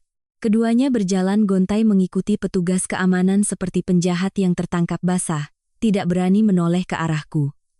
Sandiwara telah berakhir, dan peran paling menyedihkan adalah milik mereka. Aku dengan tenang masuk kembali ke apartemen, menutup pintu dengan keras, mengembalikan kedamaian untuk ibuku dan untuk diriku sendiri. Setelah drama memalukan di apartemen, keluarga mertuaku mendadak senyap. Keheningan itu tidak membawa rasa damai, sebaliknya, terasa seperti ketenangan sebelum badai yang lebih besar. Aku tahu, dengan sifat Bima dan ibunya, mereka tidak akan pernah menyerah setelah satu kegagalan. Rasa malu hari itu hanya akan menambah kebencian dan kekesalan mereka. Mereka pasti sedang merencanakan sesuatu yang lebih licik. Sebuah serangan yang mereka anggap akan mematikan. Aku menjadi lebih waspada. Aku berpesan pada ibu untuk tidak pernah membukakan pintu bagi orang asing. Aku juga berpesan pada HRT paruh waktu yang kusewa untuk selalu mengunci pintu dengan hati-hati. Aku membatasi diri untuk keluar, hanya pergi ke supermarket di jam-jam sepi dan selalu memperhatikan sekeliling. Aku merasa seperti mangsa yang sedang diintai oleh sekawanan pemangsa lapar. Dan kemudian, perangkap itu pun dipasang. Pagi itu, aku menerima telepon dari nomor tak dikenal. Firasatku buruk, tapi aku tetap mengangkatnya. Di seberang sana, suara seorang pria terdengar asing, tergesa-gesa, dan panik. Halo, apa betul ini dengan Ibu Ayu Lestari? Saya tetangga bibi ibu di Garut. Jantungku berdebar kencang. Bibiku adalah satu-satunya kerabat dekat kami di kampung. Iya, betul, saya sendiri. Ada apa ya, Pak? Celaka, Bu. Bibi ibu barusan kecelakaan motor, ditabrak lari. Beliau pingsan, darahnya banyak sekali. Warga sudah membawa beliau ke puskesmas, tapi kelihatannya parah sekali. Ibu pulang sekarang, Bu. Setiap kata dari pria itu seperti pukulan palu di telingaku. Perutku mulas, kepalaku pusing. Bibiku yang merawat kami setelah ayah meninggal. Bayangan bibiku terbaring tak berdaya di genangan darah membuatku sesak napas. Apa? Bagaimana bisa? Kondisinya bagaimana? Tolong beri saya alamat puskesmasnya. Tanyaku panik. Kritis, Bu, kritis. Ibu langsung saja ke puskesmas kecamatan, pasti langsung ketemu. Maaf. Saya harus bantu-bantu dulu. Pria itu berkata dengan cepat, lalu menutup telepon. Aku membeku. Ponsel terlepas dari tanganku dan jatuh ke lantai. Ibuku, melihat wajahku pucat pasi, segera berlari menghampiri. Mendengar ceritaku, kaki ibu ikut lemas, air matanya berlinang. Ya Allah, Neng. Kita harus pulang sekarang juga, Neng. Sejenak, naluri mengalahkan logika. Aku bergegas hendak mengambil tas, memesan tiket kereta paling pagi. Tetapi saat melewati meja, mataku terpaku pada cangkir teh jahe yang masih mengepul yang baru saja kubuatkan untuk ibu. Sebuah kilasan keraguan yang dingin tiba-tiba muncul di kepalaku, menarikku keluar dari kepanikan. Kenapa? Kenapa tetangga itu meneleponku? Bukan menelepon ibuku, yang tinggal di sana seumur hidup dan kenal semua orang? Kenapa ia tahu nomor ponselku di Jakarta? Dan yang terpenting, kenapa suaranya, meskipun dibuat panik, memiliki aksen yang sangat familiar, seperti aksen salah satu karyawan lama di PT Citra Karsa Mandiri yang pernah kutemui? Dan kenapa kecelakaan ini terjadi tepat di saat keluarga Bima sedang terpojok? Sebuah rencana jahat mulai terbentuk di benakku, memancingku pergi. Benar, tujuan mereka adalah memancingku meninggalkan apartemen ini, meninggalkan ibuku. Mereka tahu bibiku adalah kelemahanku. Mereka ingin menciptakan situasi darurat yang membuatku tidak sempat berpikir, harus segera pergi. Dan saat itu, di sini hanya akan tersisa ibuku sendirian, tua, dan tak berdaya. Apa yang akan mereka lakukan? Mengancam ibuku untuk menandatangani surat? Atau menggeledah apartemen untuk mencari surat perjanjian asli? Semakin kupikirkan, semakin aku bergidik ngeri akan kekejaman mereka. Mereka tega menggunakan nyawa kerabatku sebagai umpan. Aku berbalik menatap ibu, berusaha tetap tenang. Bu, ibu jangan khawatir. Ibu duduk tenang di sini, biar Ayu telepon dulu untuk memastikan. Dengan tangan gemetar, aku menekan nomor bibiku. Jantungku berdebar kencang. Jika bibi tidak mengangkat, jika benar-benar terjadi sesuatu. Halo, Neng Ayu, tumben telepon? Suara bibiku yang sehat dan ceria terdengar dari seberang. Aku menghela napas lega, serasa baru kembali dari kematian. Bibi sehat? Lagi di mana? Sehat walafiat atuh. Ini bibi lagi di kebun. Ada apa kok suaranya panik begitu? Aku menceritakan singkat tentang telepon tadi. Bibiku langsung marah, kurang ajar pisan itu jelema, berani-beraninya pakai nyawa bibi buat nipu. Nggak ada apa-apa? Neng, jangan percaya. Jelas itu mereka mau jebak kamu. Hati-hati ya, Neng. Menutup telepon, kepanikanku hilang total, hanya menyisakan kemarahan yang dingin. Mereka telah melewati batas. Mereka tidak hanya menghina, tapi kini mengancam keselamatan kami. Saatnya aku menunjukkan pada mereka, semut pun akan menggigit jika diinjak. Aku menenangkan ibu, mengatakan bahwa itu hanya salah sambung. Lalu aku berkata padanya, Bu, hari ini kita main sandiwara, ya?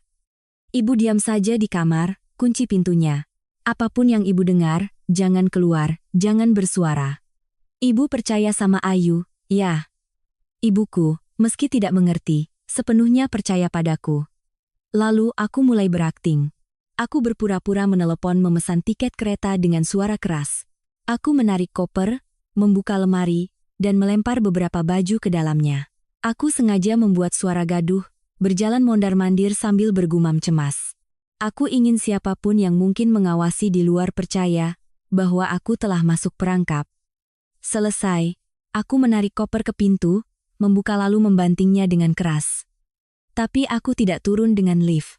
Aku mengendap-endap masuk ke tangga darurat di ujung koridor, bersembunyi di sudut yang bisa mengawasi area depan apartemenku. Aku menahan napas, menunggu. Sekitar 15 menit kemudian, seperti dugaanku, Bima, Ibu Retno, dan Sinta muncul di ujung koridor. Tapi mereka tidak sendiri. Bersama mereka ada seorang pria tak dikenal yang membawa kotak peralatan, seorang tukang kunci. Jantungku berdebar kencang, bukan karena takut, tapi karena marah. Wajah asli mereka yang kotor dan tak tahu malu terpampang jelas di depan mataku. Bima memberi isyarat pada tukang kunci untuk mendekati pintu apartemenku. Pria itu melihat sekeliling, lalu mulai bekerja. Suara klik-klak logam terdengar nyaring di koridor yang sunyi. Ibu Retno dan Sinta berdiri di sampingnya, wajah mereka tegang sekaligus penuh kemenangan. Tepat saat si tukang kunci hampir berhasil membuka lubang kunci, sebuah suara berat dan berwibawa tiba-tiba terdengar dari arah lift. Permisi, bapak-bapak, ibu-ibu sedang apa di sini? Ketiganya terlonjak kaget, serempak menoleh. Yang baru saja bicara adalah seorang pria parubaya, berperawakan tinggi besar, wajahnya ramah, namun tatapannya sangat tajam. Beliau mengenakan pakaian santai, tetapi memancarkan aura orang terpandang. Beliau adalah Pak Tirta Yasa, Direktur Utama Grup Properti Tirta Kencana, seorang mitra bisnis sangat penting yang sudah diincar Bima selama berbulan-bulan untuk proyek kota mandiri bernilai triliunan rupiah. Kebetulan, unit penthouse milik Pak Tirta berada persis di atas unitku. Wajah Bima pucat pasi, ia tergagap. Pak Tirta, kenapa Bapak bisa ada di sini? Pak Tirta mengerutkan kening, menatap si tukang kunci, lalu beralih ke Bima. Saya tinggal di sini. Saya dengar suara berisik, jadi saya keluar untuk melihat. Bima, ini rumah kamu, kenapa harus dibongkar kuncinya? Kehadiran Pak Tirta, yang tak terduga menghancurkan total rencana mereka. Bima tampak sangat gugup. Ia buru-buru mengibaskan tangan. Bukan Pak. Ini rumah istri saya. Dia sedang pergi, kuncinya ketinggalan, jadi saya panggil orang untuk membantu membukanya. Tidak ada apa-apa kok, Pak. Ibu Retno juga ikut menimpali. Betul Pak, menantu saya itu pelupa sekali. Maaf ya, jadi mengganggu Bapak. Sebuah kebohongan yang kikuk dan penuh celah.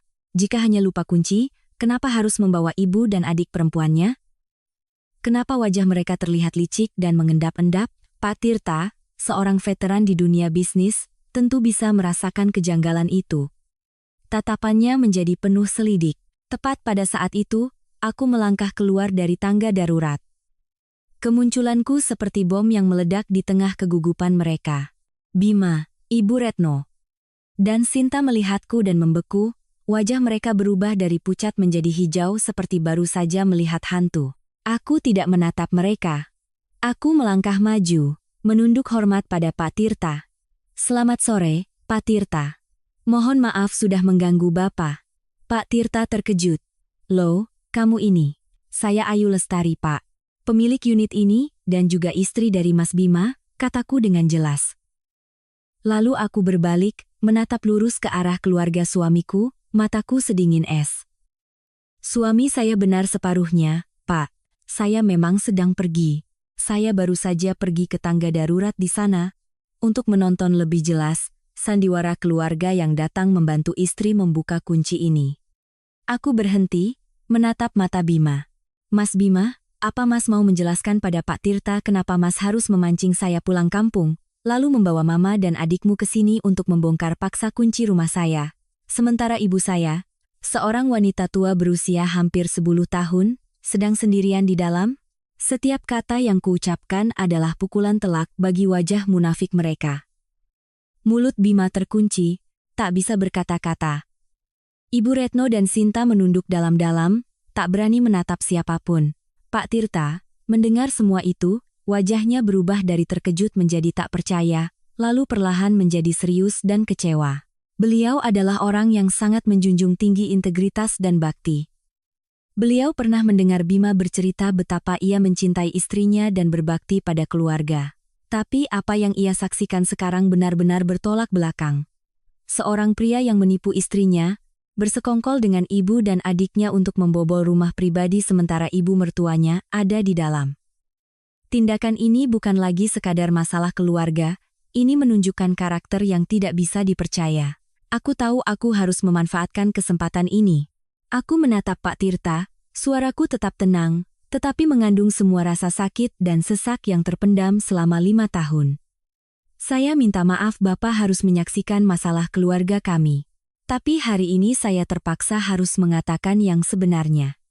5 tahun lalu, saya menjual galeri batik dan rumah warisan leluhur saya, memberikan 2 miliar rupiah kepada suami saya, agar ia bisa mendirikan perusahaan. Sebagai gantinya, ia menandatangani sebuah perjanjian, bahwa jika ia menghina kehormatan saya dan ibu saya, seluruh perusahaan akan menjadi milik saya. Dan beberapa hari yang lalu, di meja makan, ia membanting masakan yang dibawa ibu saya dari kampung dan menghina ibu saya tidak pantas duduk semeja dengannya. Saya terpaksa membawa ibu saya pergi. Dan hari ini, mereka datang ke sini bukan untuk membuka kunci, melainkan untuk mengintimidasi ibu saya, untuk merebut sesuatu yang sejak awal bukan milik mereka. Aku menceritakan semuanya dengan runtut, tanpa setetes pun air mata, tetapi kejujuran dalam suaraku memiliki bobot yang lebih berat dari 1000 tangisan. Pak Tirta mendengarkan dalam diam, wajahnya semakin serius.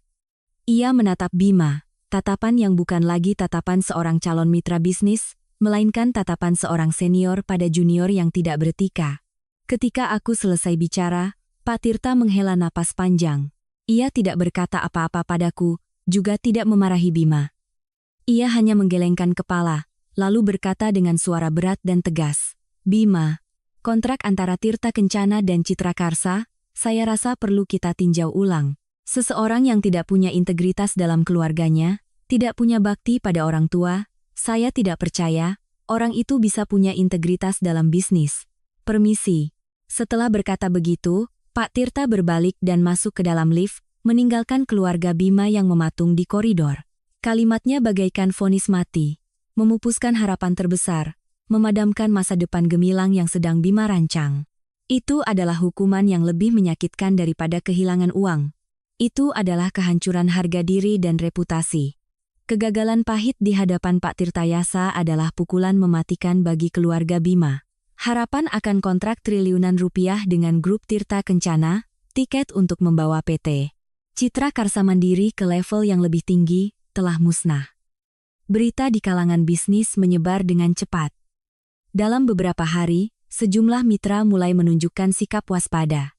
Beberapa proyek potensial tiba-tiba ditunda tanpa batas waktu. Kerajaan yang Bima bangun selama 5 tahun dengan uangku dan bakatku, mulai menunjukkan tanda-tanda keruntuhan dari akarnya. Aku tahu seorang yang ambisius dan arogan seperti Bima tidak akan pernah menerima kehancuran ini. Ketika terpojok dan tidak punya apa-apa lagi untuk dipertaruhkan, manusia seringkali melakukan hal-hal paling gila dan kotor. Ia telah kalah dalam konfrontasi langsung, kalah dalam rencana licik. Kini, ia hanya punya satu senjata terakhir, kekejian. Perangkap kali ini dipasang dengan lebih halus dan kejam. Yang meneleponku bukan Bima, bukan juga nomor asing, melainkan Sinta. Suaranya di telepon tidak lagi terdengar sombong atau melengking seperti biasa, melainkan kepanikan yang terputus-putus di antara isak tangis yang memilukan. "Mbak Ayu. Mbak, pulang sekarang, Mbak. Tolongin Mas Bima." Aku diam, hawa dingin merayap di punggungku. Sinta meraung di telepon, sebuah keputusasaan yang terdengar sangat nyata. "Mas Bima, dia nggak kuat menanggung syok kehilangan kontrak itu. Dia minum 1 botol obat tidur. Dia kunci pintu ruang kerja. Aku sama mama panggil-panggil nggak dijawab. Mbak, cuma Mbak. Dia cuma mau dengar suara Mbak. Pulang Mbak, tolongin dia. Aku mohon. Kalau Mas Bima kenapa-kenapa, aku sama mama harus bagaimana?" Tangisan Sinta, diselingi suara teriakan. "Bima, anakku." Dari Ibu Retno yang sayup-sayup terdengar, menciptakan sebuah adegan yang kacau dan tragis. Sepersekian detik, jantungku sempat berhenti berdetak. Meskipun cinta telah mati dan kebencian meluap, pikiran bahwa Bima bisa mati masih membuatku gemetar. Dia adalah pria yang pernah kucintai dengan segenap jiwa. Apakah dia benar-benar serapuh itu hingga memilih kematian? Tetapi logikaku yang dingin, yang telah ditempa selama 5 tahun di neraka, segera menarikku kembali. Bunuh diri? Seseorang yang narsis dan selalu menganggap dirinya pusat alam semesta seperti Bima? Seseorang yang pengecut hingga mendorong ibu dan adiknya menjadi pion dalam drama konyol? Apa ia punya keberanian untuk mengakhiri hidupnya sendiri? Mengunci pintu? Kenapa tidak menelepon ambulans? Kenapa tidak memanggil tukang kunci? Kenapa harus meneleponku, musuh bebuyutannya saat ini? Ini bukan permintaan tolong. Ini adalah sebuah perangkap. Perangkap terakhir yang dibangun di atas keputusasaan dan kekejaman. Mbak masih dengar, kan? Pulang. Mbak, kumohon. Suara Sinta masih terisak. Aku menarik napas dalam-dalam. Suaraku terdengar sangat tenang. Baik, aku akan pulang.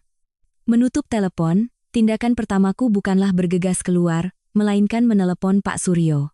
Aku menceritakan semuanya beserta kecurigaanku. Pak Suryo, di seberang sana hanya diam mendengarkan.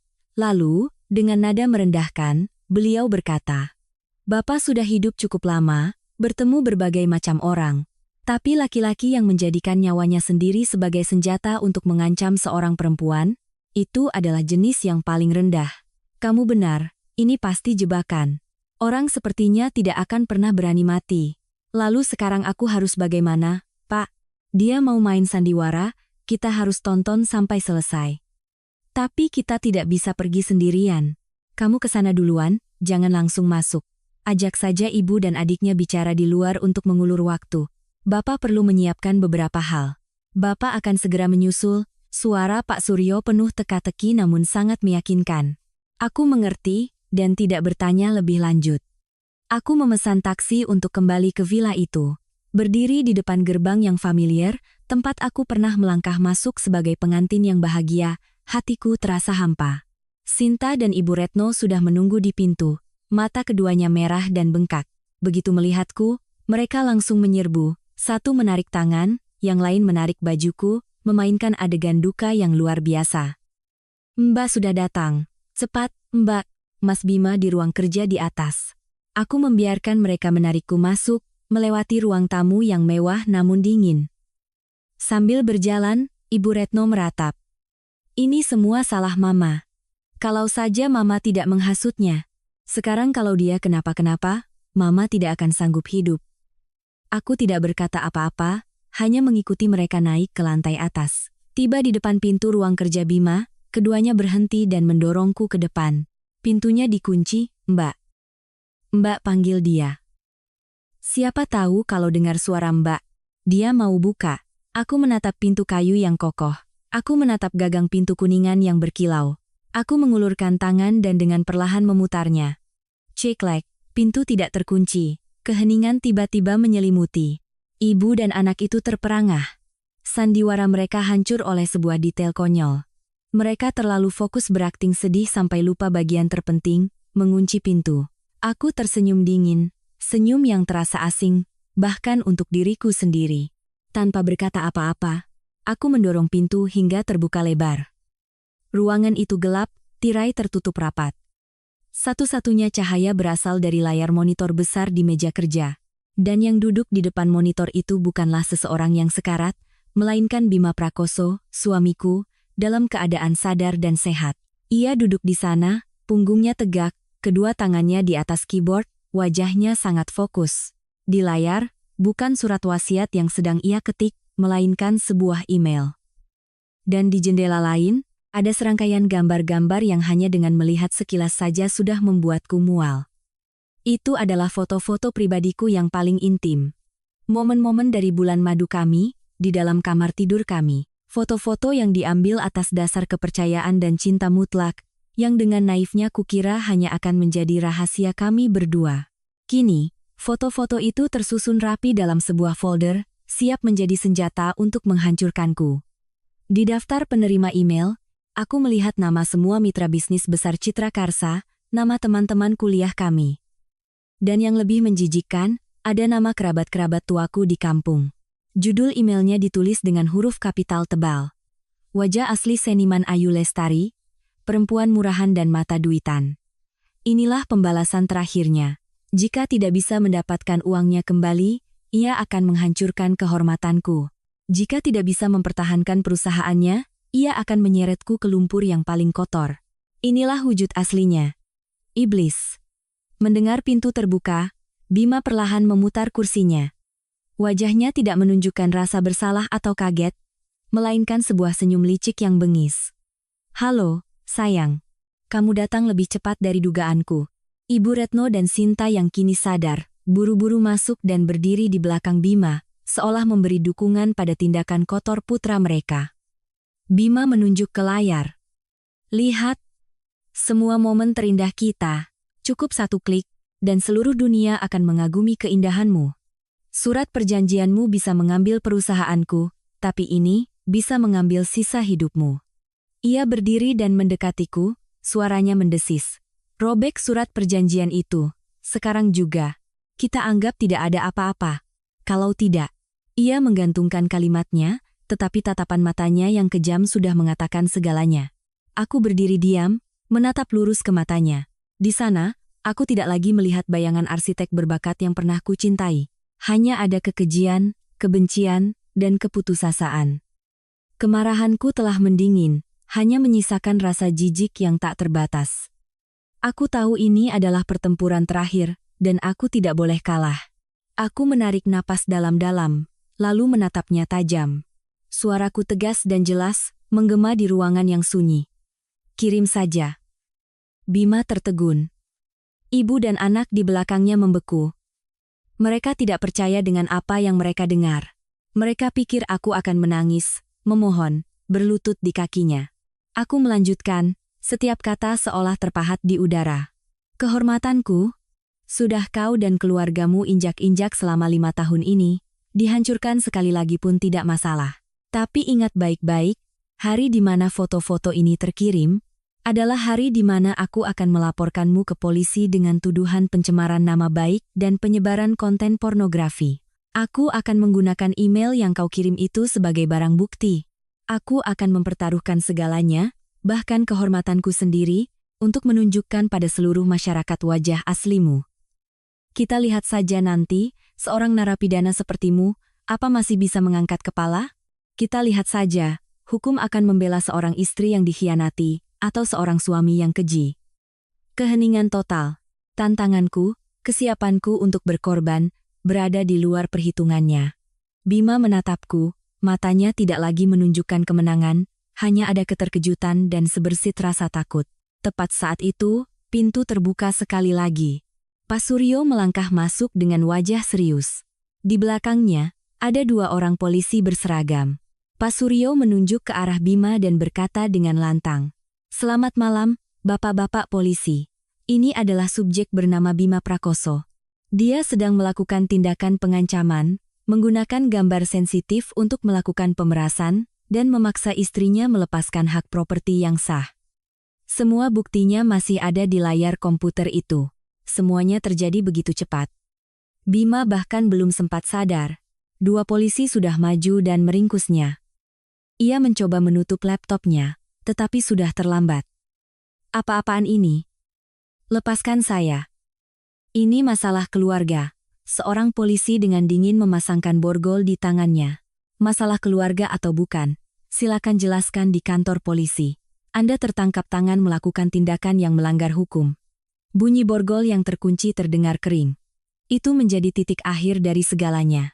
Ibu Retno dan Sinta menjerit histeris lalu jatuh pingsan di lantai.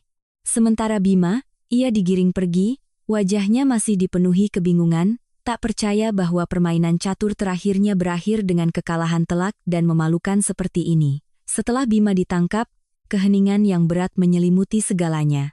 Duniaku seolah terbagi 2. Separuh adalah urusan hukum yang dingin, pertemuan dengan Pak Suryo dan pengacara untuk mengambil alih PT, Citra Karsa Mandiri sesuai dengan isi perjanjian.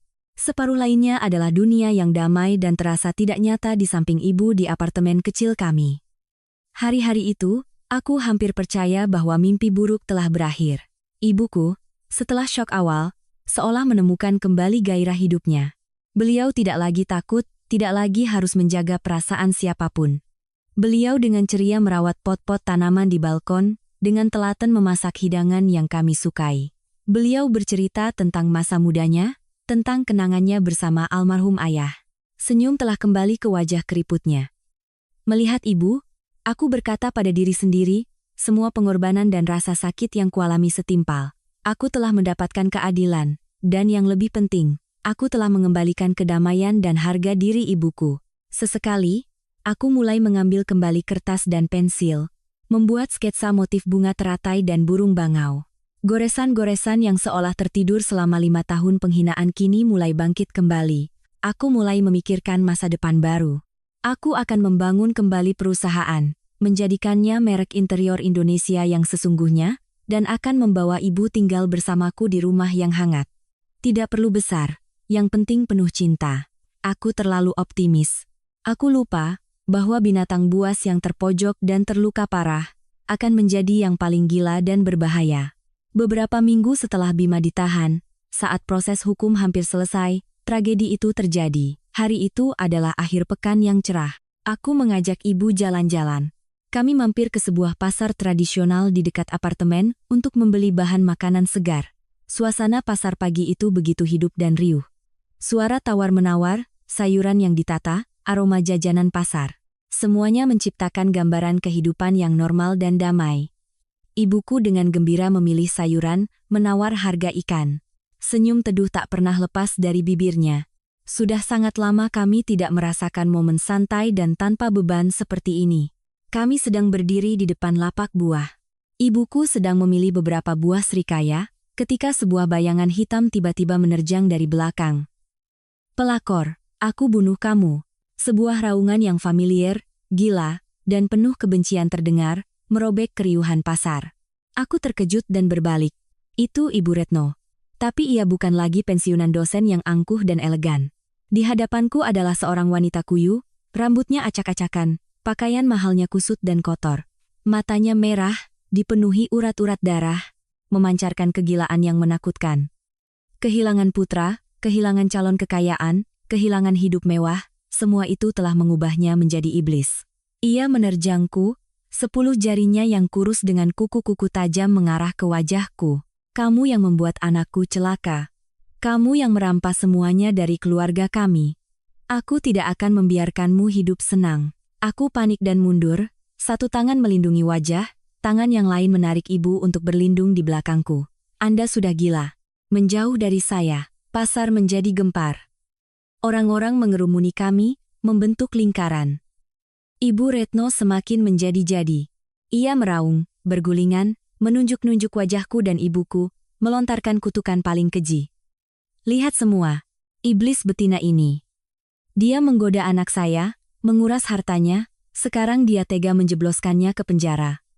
Dan perempuan tua ini?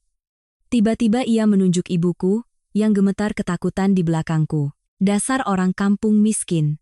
Melahirkan anak perempuan, yang hanya bisa menghancurkan rumah tangga orang. Kalian sekeluarga sama saja, benalu. Mendengar ia menghina ibu, amarahku meledak. Aku tidak bisa sabar lagi. Aku maju, melindungi ibu, dan berteriak padanya. Tutup mulut Anda. Anak Anda masuk penjara karena dia melanggar hukum, karena kekejian dan kekotorannya sendiri. Siapa menabur angin, dia akan menuai badai. Itu karma. Karma. Aku akan tunjukkan padamu apa itu karma. Ibu Retno, seperti binatang buas yang kehilangan akal, menerjangku, mencakar sambil berteriak. Aku mencoba mendorongnya. Pergulatan sengit terjadi di tengah pasar. Ibuku, melihatku diserang, menjadi panik. Beliau maju, dengan tangannya yang kurus dan lemah mencoba menarik tangan Ibu Retno dari tubuhku. Ibu, tolong jangan sakiti anak saya. Kalau ada masalah, kita bicarakan baik-baik. Justru campur tangan ibuku yang menjadi sasaran kegilaan Ibu Retno. Melihat ibuku, sumber dari kekampungan yang begitu ia benci, ia meraung buas. Tiba-tiba ia melepaskanku, berbalik, dan dengan segenap tenaga, menyalurkan seluruh kebenciannya pada kedua tangannya, mendorong ibuku dengan keras. Minggir, perempuan tua sialan. Dorongan itu terlalu tiba-tiba dan terlalu kuat. Ibuku, yang fisiknya sudah lemah dan berusia hampir 70 tahun, tidak mungkin bisa menahannya. Beliau terhuyung ke belakang. Kakinya yang rapuh kehilangan keseimbangan, tersandung keranjang ubi milik seorang pedagang. Lalu, waktu seolah berhenti.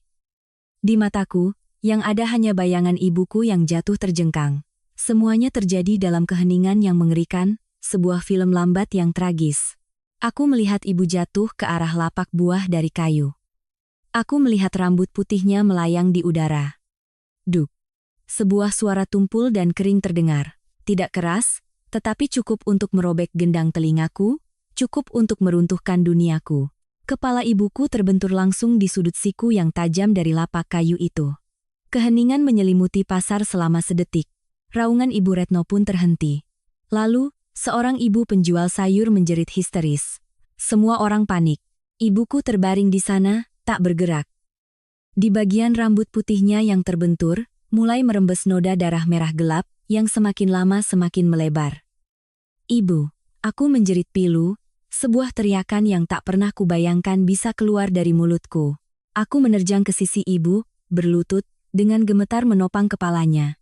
Darah membasahi tanganku, hangat dan amis.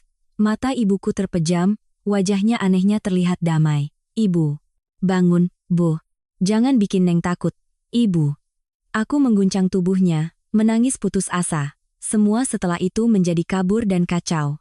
Suara orang-orang berteriak, suara panggilan ambulans, suara Ibu Retno yang bergumam tak jelas lalu pingsan.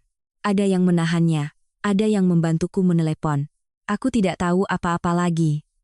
Di duniaku saat itu, Yang ada hanya ibuku yang terbaring dan aliran darah yang tak berhenti. Di rumah sakit, aku duduk membeku di kursi tunggu yang dingin di luar ruang gawat darurat. Bau disinfektan yang tajam menusuk hidung. Pak Suryo telah datang. Beliau duduk di sampingku, tangannya yang besar menepuk-nepuk bahuku untuk menghibur. Tapi aku tidak merasakan apa-apa. Aku seperti patung batu, mataku terpaku pada pintu UGD yang tertutup rapat. Waktu berjalan sangat lambat, seperti 1 abad. Akhirnya, pintu terbuka. Seorang dokter senior melangkah keluar. Wajahnya lelah dan sedih. Ia melepas maskernya, menatapku dengan penuh simpati. Kami turut berduka cita. Pasien mengalami trauma kepala yang sangat berat akibat benturan benda keras, pendarahan subdural, dan memar otak. Kami sudah berusaha semaksimal mungkin, tetapi jantung pasien telah berhenti berdetak. Mohon keluarga yang tabah. Setiap kata dari dokter itu seperti belati yang menusuk jantungku. Tapi aku tidak merasa sakit lagi. Aku telah mati rasa. Segalanya di sekitarku hancur berkeping-keping. Aku terhuyung berdiri, masuk ke dalam ruangan. Ibuku terbaring di ranjang putih, seluruh tubuhnya ditutup kain putih, hanya menyisakan wajahnya. Wajahnya terlihat begitu damai, seperti sedang tidur nyenyak. Aku menang. Aku mendapatkan kembali perusahaanku. Aku membuat penjahat membayar harganya. Tapi, apa arti kemenangan ini? Harganya terlalu mahal, terlalu kejam. Untuk mendapatkan keadilan, aku harus membayarnya dengan nyawa orang yang paling kucintai di dunia. Aku berlutut di samping ranjang, menggenggam tangannya yang sudah dingin. Aku tidak menangis. Air mataku telah kering. Rasa sakit yang tak terhingga, lebih besar dari semua amarah dan kebencian, sedang menggerogoti jiwaku, mengubah kemenanganku menjadi sebuah tragedi yang pahit dan tak berarti. Pemakaman ibu diadakan di kampung halaman kami di Garut. Di rumah panggung sederhana yang damai di tepi sawah, aku mengembalikan abu jenazah ibu ke tanah kelahirannya, tempat beliau tumbuh dan menjalani hidup yang penuh kesederhanaan dan kerja keras. Selama masa berkabung, aku tidak menangis. Rasa sakit di dalam diriku telah melampaui batas air mata. Ia telah membeku menjadi bongkahan es di dadaku. Aku diam-diam mengikuti semua prosesi, menerima ucapan belasungkawa, dan menatap foto ibu yang tersenyum teduh. Ibu telah pergi. Satu-satunya orang di dunia yang mencintaiku tanpa syarat, orang yang kuperjuangkan untuk kulindungi, telah tiada. Pak Suryo mengurus semua urusan di Jakarta untukku.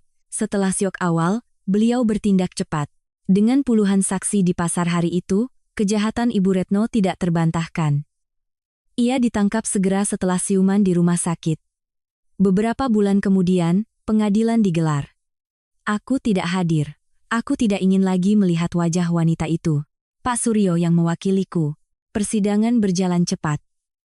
Dengan bukti dan saksi yang sangat jelas, serta kondisi psikologis terdakwa yang tidak stabil, Pengadilan Negeri Jakarta Selatan menjatuhkan hukuman 15 tahun penjara kepada Nyonya Retno atas tuduhan penganiayaan yang menyebabkan kematian. Vonis yang setimpal untuk kejahatan keji. Tetapi ketika Pak Suryo mengabarkan berita itu, hatiku terasa hampa. Keadilan telah ditegakkan, tetapi itu tidak bisa mengembalikan ibuku. Itu tidak bisa menghapus suara duk yang menghantui pikiranku hari itu. Penjahat telah dihukum, tetapi luka bagi yang ditinggalkan takkan pernah sembuh. Keluarga terpandang Bima Prakoso telah hancur lebur. Sang putra, kebanggaan keluarga, menghadapi berbagai tuntutan pidana di tahanan, pengancaman, pemerasan, dan rencana penyebaran konten pornografi. Sang ibu, seorang pensiunan dosen yang selalu merasa dirinya kaum terpelajar, kini menjadi seorang narapidana pembunuhan. Keluarga berantakan, kehormatan hancur.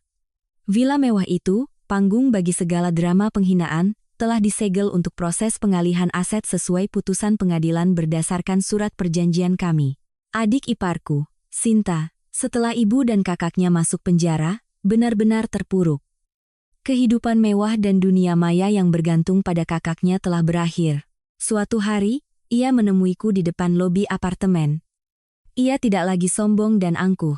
Di hadapanku adalah seorang gadis muda yang kurus dan kuyuh, matanya bengkak karena menangis. Ia tidak memaki, tidak menyalahkan, ia hanya berdiri di sana dan memohon. Mbak Ayu, aku mohon, boleh aku minta sedikit uang? Aku diusir dari kos, teman-teman juga menjauh. Aku tidak tahu harus kemana lagi. Aku menatapnya tanpa emosi, tidak ada benci, tidak ada kasihan. Aku mengeluarkan dompet, mengambil sejumlah uang yang tidak banyak, tetapi cukup untuknya bertahan beberapa waktu. Ambil ini dan pergilah, kataku dingin. Ini terakhir kalinya aku membantumu. Mulai sekarang, kamu harus belajar berdiri di atas kakimu sendiri. Hidup tidak selamanya tentang barang bermerek dan foto-foto di tempat mewah. Sinta mengambil uang itu, menunduk dalam-dalam, lalu pergi dengan langkah gontai. Bayangannya terlihat kesepian dan menyedihkan. Aku tahu, hidupnya mulai saat ini akan menjadi perjuangan menghadapi kenyataan pahit yang tidak pernah ia siapkan. Setelah mengurus pemakaman ibu dan menyelesaikan urusan terakhir dengan keluarga mertuaku, aku secara resmi menjadi pemilik PT Citra Karsa Mandiri. Pak Suryo telah menyelesaikan semua dokumen hukum. Hari ketika aku melangkah ke kantor perusahaan sebagai pimpinan tertinggi, aku tidak merasakan sedikit pun kebanggaan atau kegembiraan.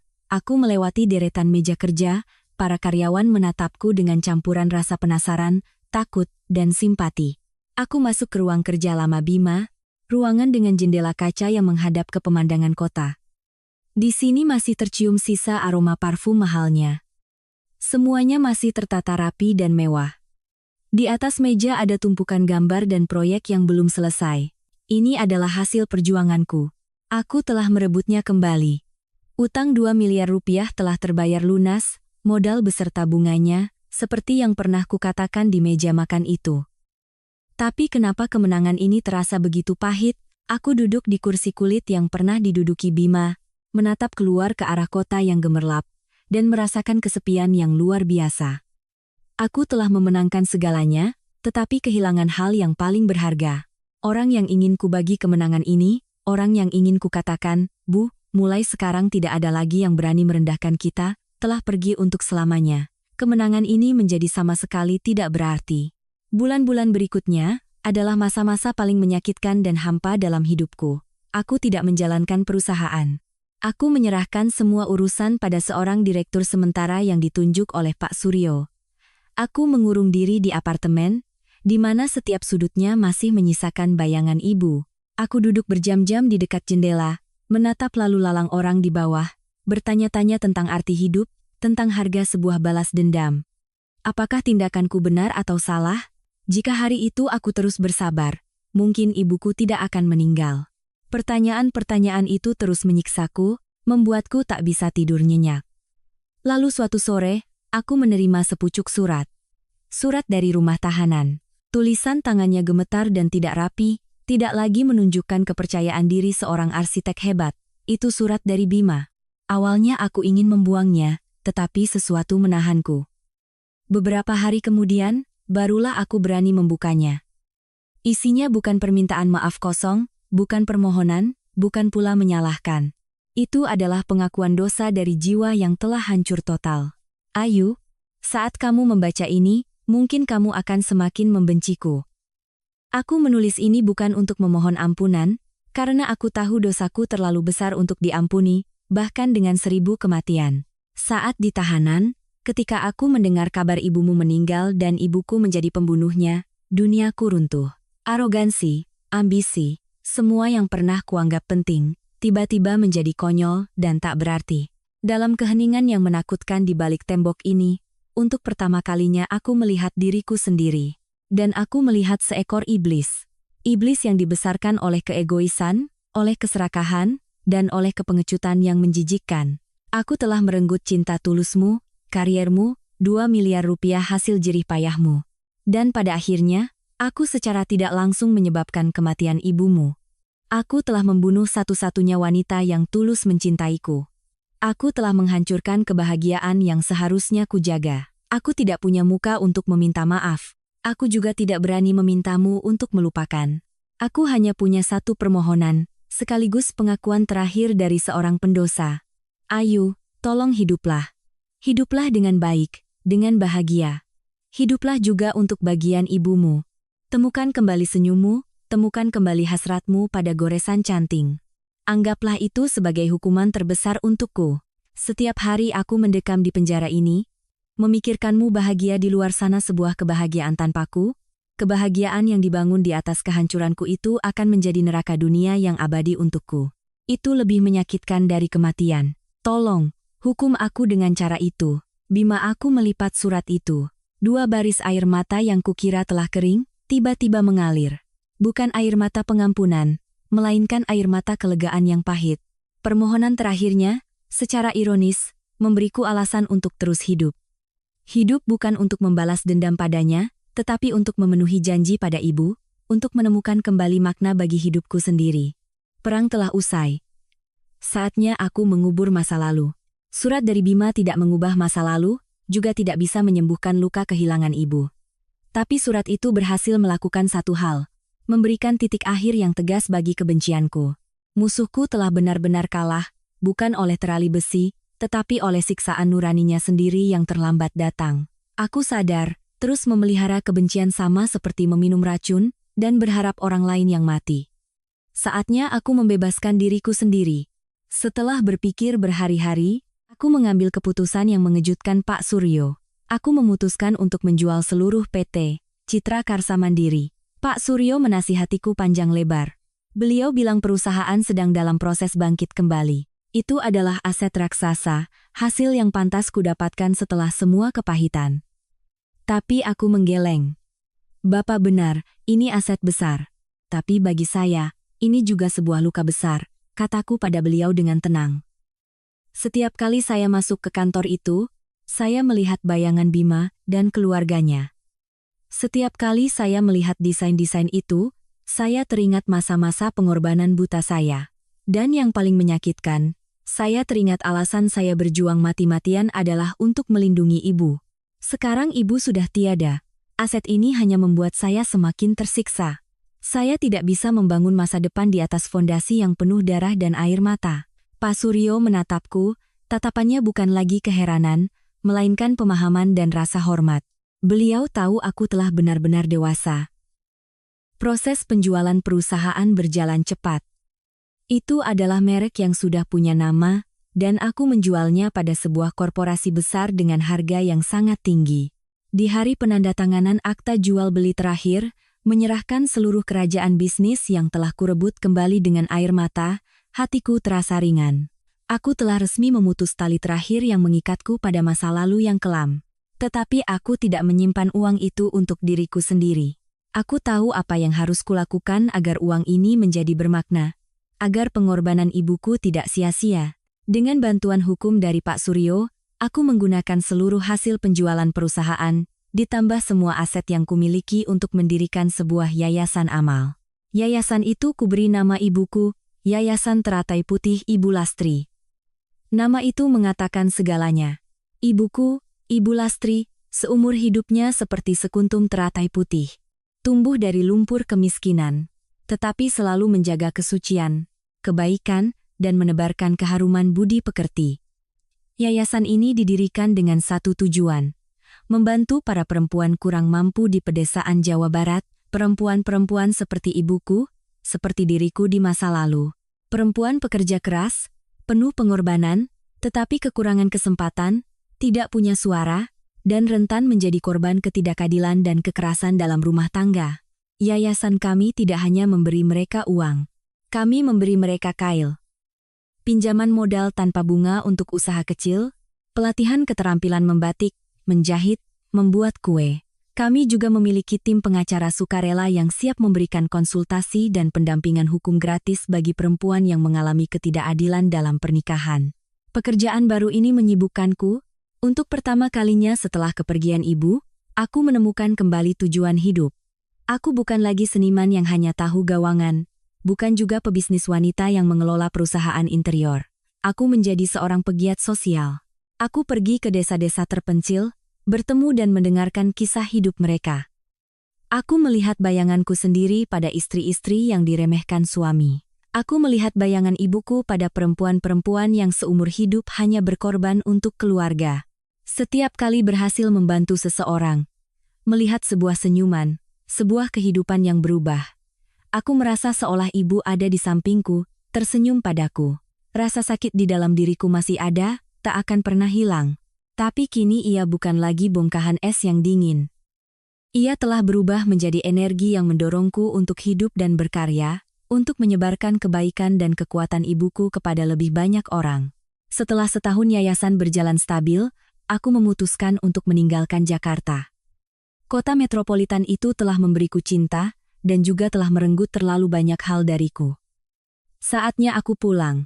Aku kembali ke Garut, ke rumah panggung kecil di tepi sawah itu. Aku tidak membangunnya menjadi lebih besar, atau lebih megah. Aku hanya membersihkannya, menanam lebih banyak bunga, dan menyediakan sudut paling terhormat di dalam rumah untuk meletakkan foto ibu. Hidupku kini begitu damai. Setiap pagi aku bangun oleh suara burung dan aroma segar dari sawah. Aku merawat kebun kecil peninggalan ibu. Urusan yayasan ku kelola dari jarak jauh, dan setiap bulan aku akan melakukan beberapa perjalanan ke kabupaten sekitar untuk meninjau proyek. Aku mulai membatik lagi. Bukan untuk dijual, bukan karena tuntutan pekerjaan. Aku membatik untuk diriku sendiri. Aku melukis kuntum-kuntum teratai putih, pemandangan pedesaan yang damai, dan siluet ibuku yang sedang tersenyum. Goresan cantingku kini tidak lagi berat oleh beban pikiran, melainkan ringan dan tenang. Ini adalah caraku bermeditasi, caraku berbicara dengan jiwaku sendiri. Sore ini, senja menebarkan warna keemasan di atas hamparan sawah. Padi-padi mulai menguning, bergoyang ditiup angin. Aku berdiri di beranda, secangkir teh hangat di tangan, diam-diam memandangi pemandangan damai di hadapanku. Aku berpikir tentang perjalanan yang telah kulalui. Sebuah perjalanan cinta, pengorbanan, kebencian, dan tragedi. Aku pernah berpikir kesabaran adalah sebuah kebajikan, tetapi hidup mengajariku bahwa kesabaran ada batasnya. Ketika kebaikan diremehkan dan pengorbanan diinjak-injak, diam adalah bentuk persetujuan pada kejahatan. Kita harus bangkit dan berjuang untuk martabat kita. Tetapi aku juga sadar, kemenangan dalam kebencian tidak pernah membawa kebahagiaan. Ia mungkin membawa keadilan, tetapi meninggalkan luka yang takkan pernah sembuh. Hal yang benar-benar menyembuhkan jiwa, yang membantu kita melewati tragedi dan menemukan makna hidup, bukanlah balas dendam, melainkan pengampunan dan cinta. Memaafkan masa lalu kita yang kelam, dan mengubah cinta untuk orang yang telah tiada menjadi kekuatan yang lebih besar, cinta untuk kehidupan. Angin sepoi-sepoi berembus, membawa aroma tanah basah. Aku tersenyum, sebuah senyum yang tulus dan damai. Aku percaya, di suatu tempat yang jauh di sana, ibu sedang melihatku, dan beliau tersenyum. Doaku, doa sekuntum teratai putih yang pernah terinjak di lumpur, kini telah terkabul. Menjalani hidup yang damai, bermanfaat, dan penuh cinta.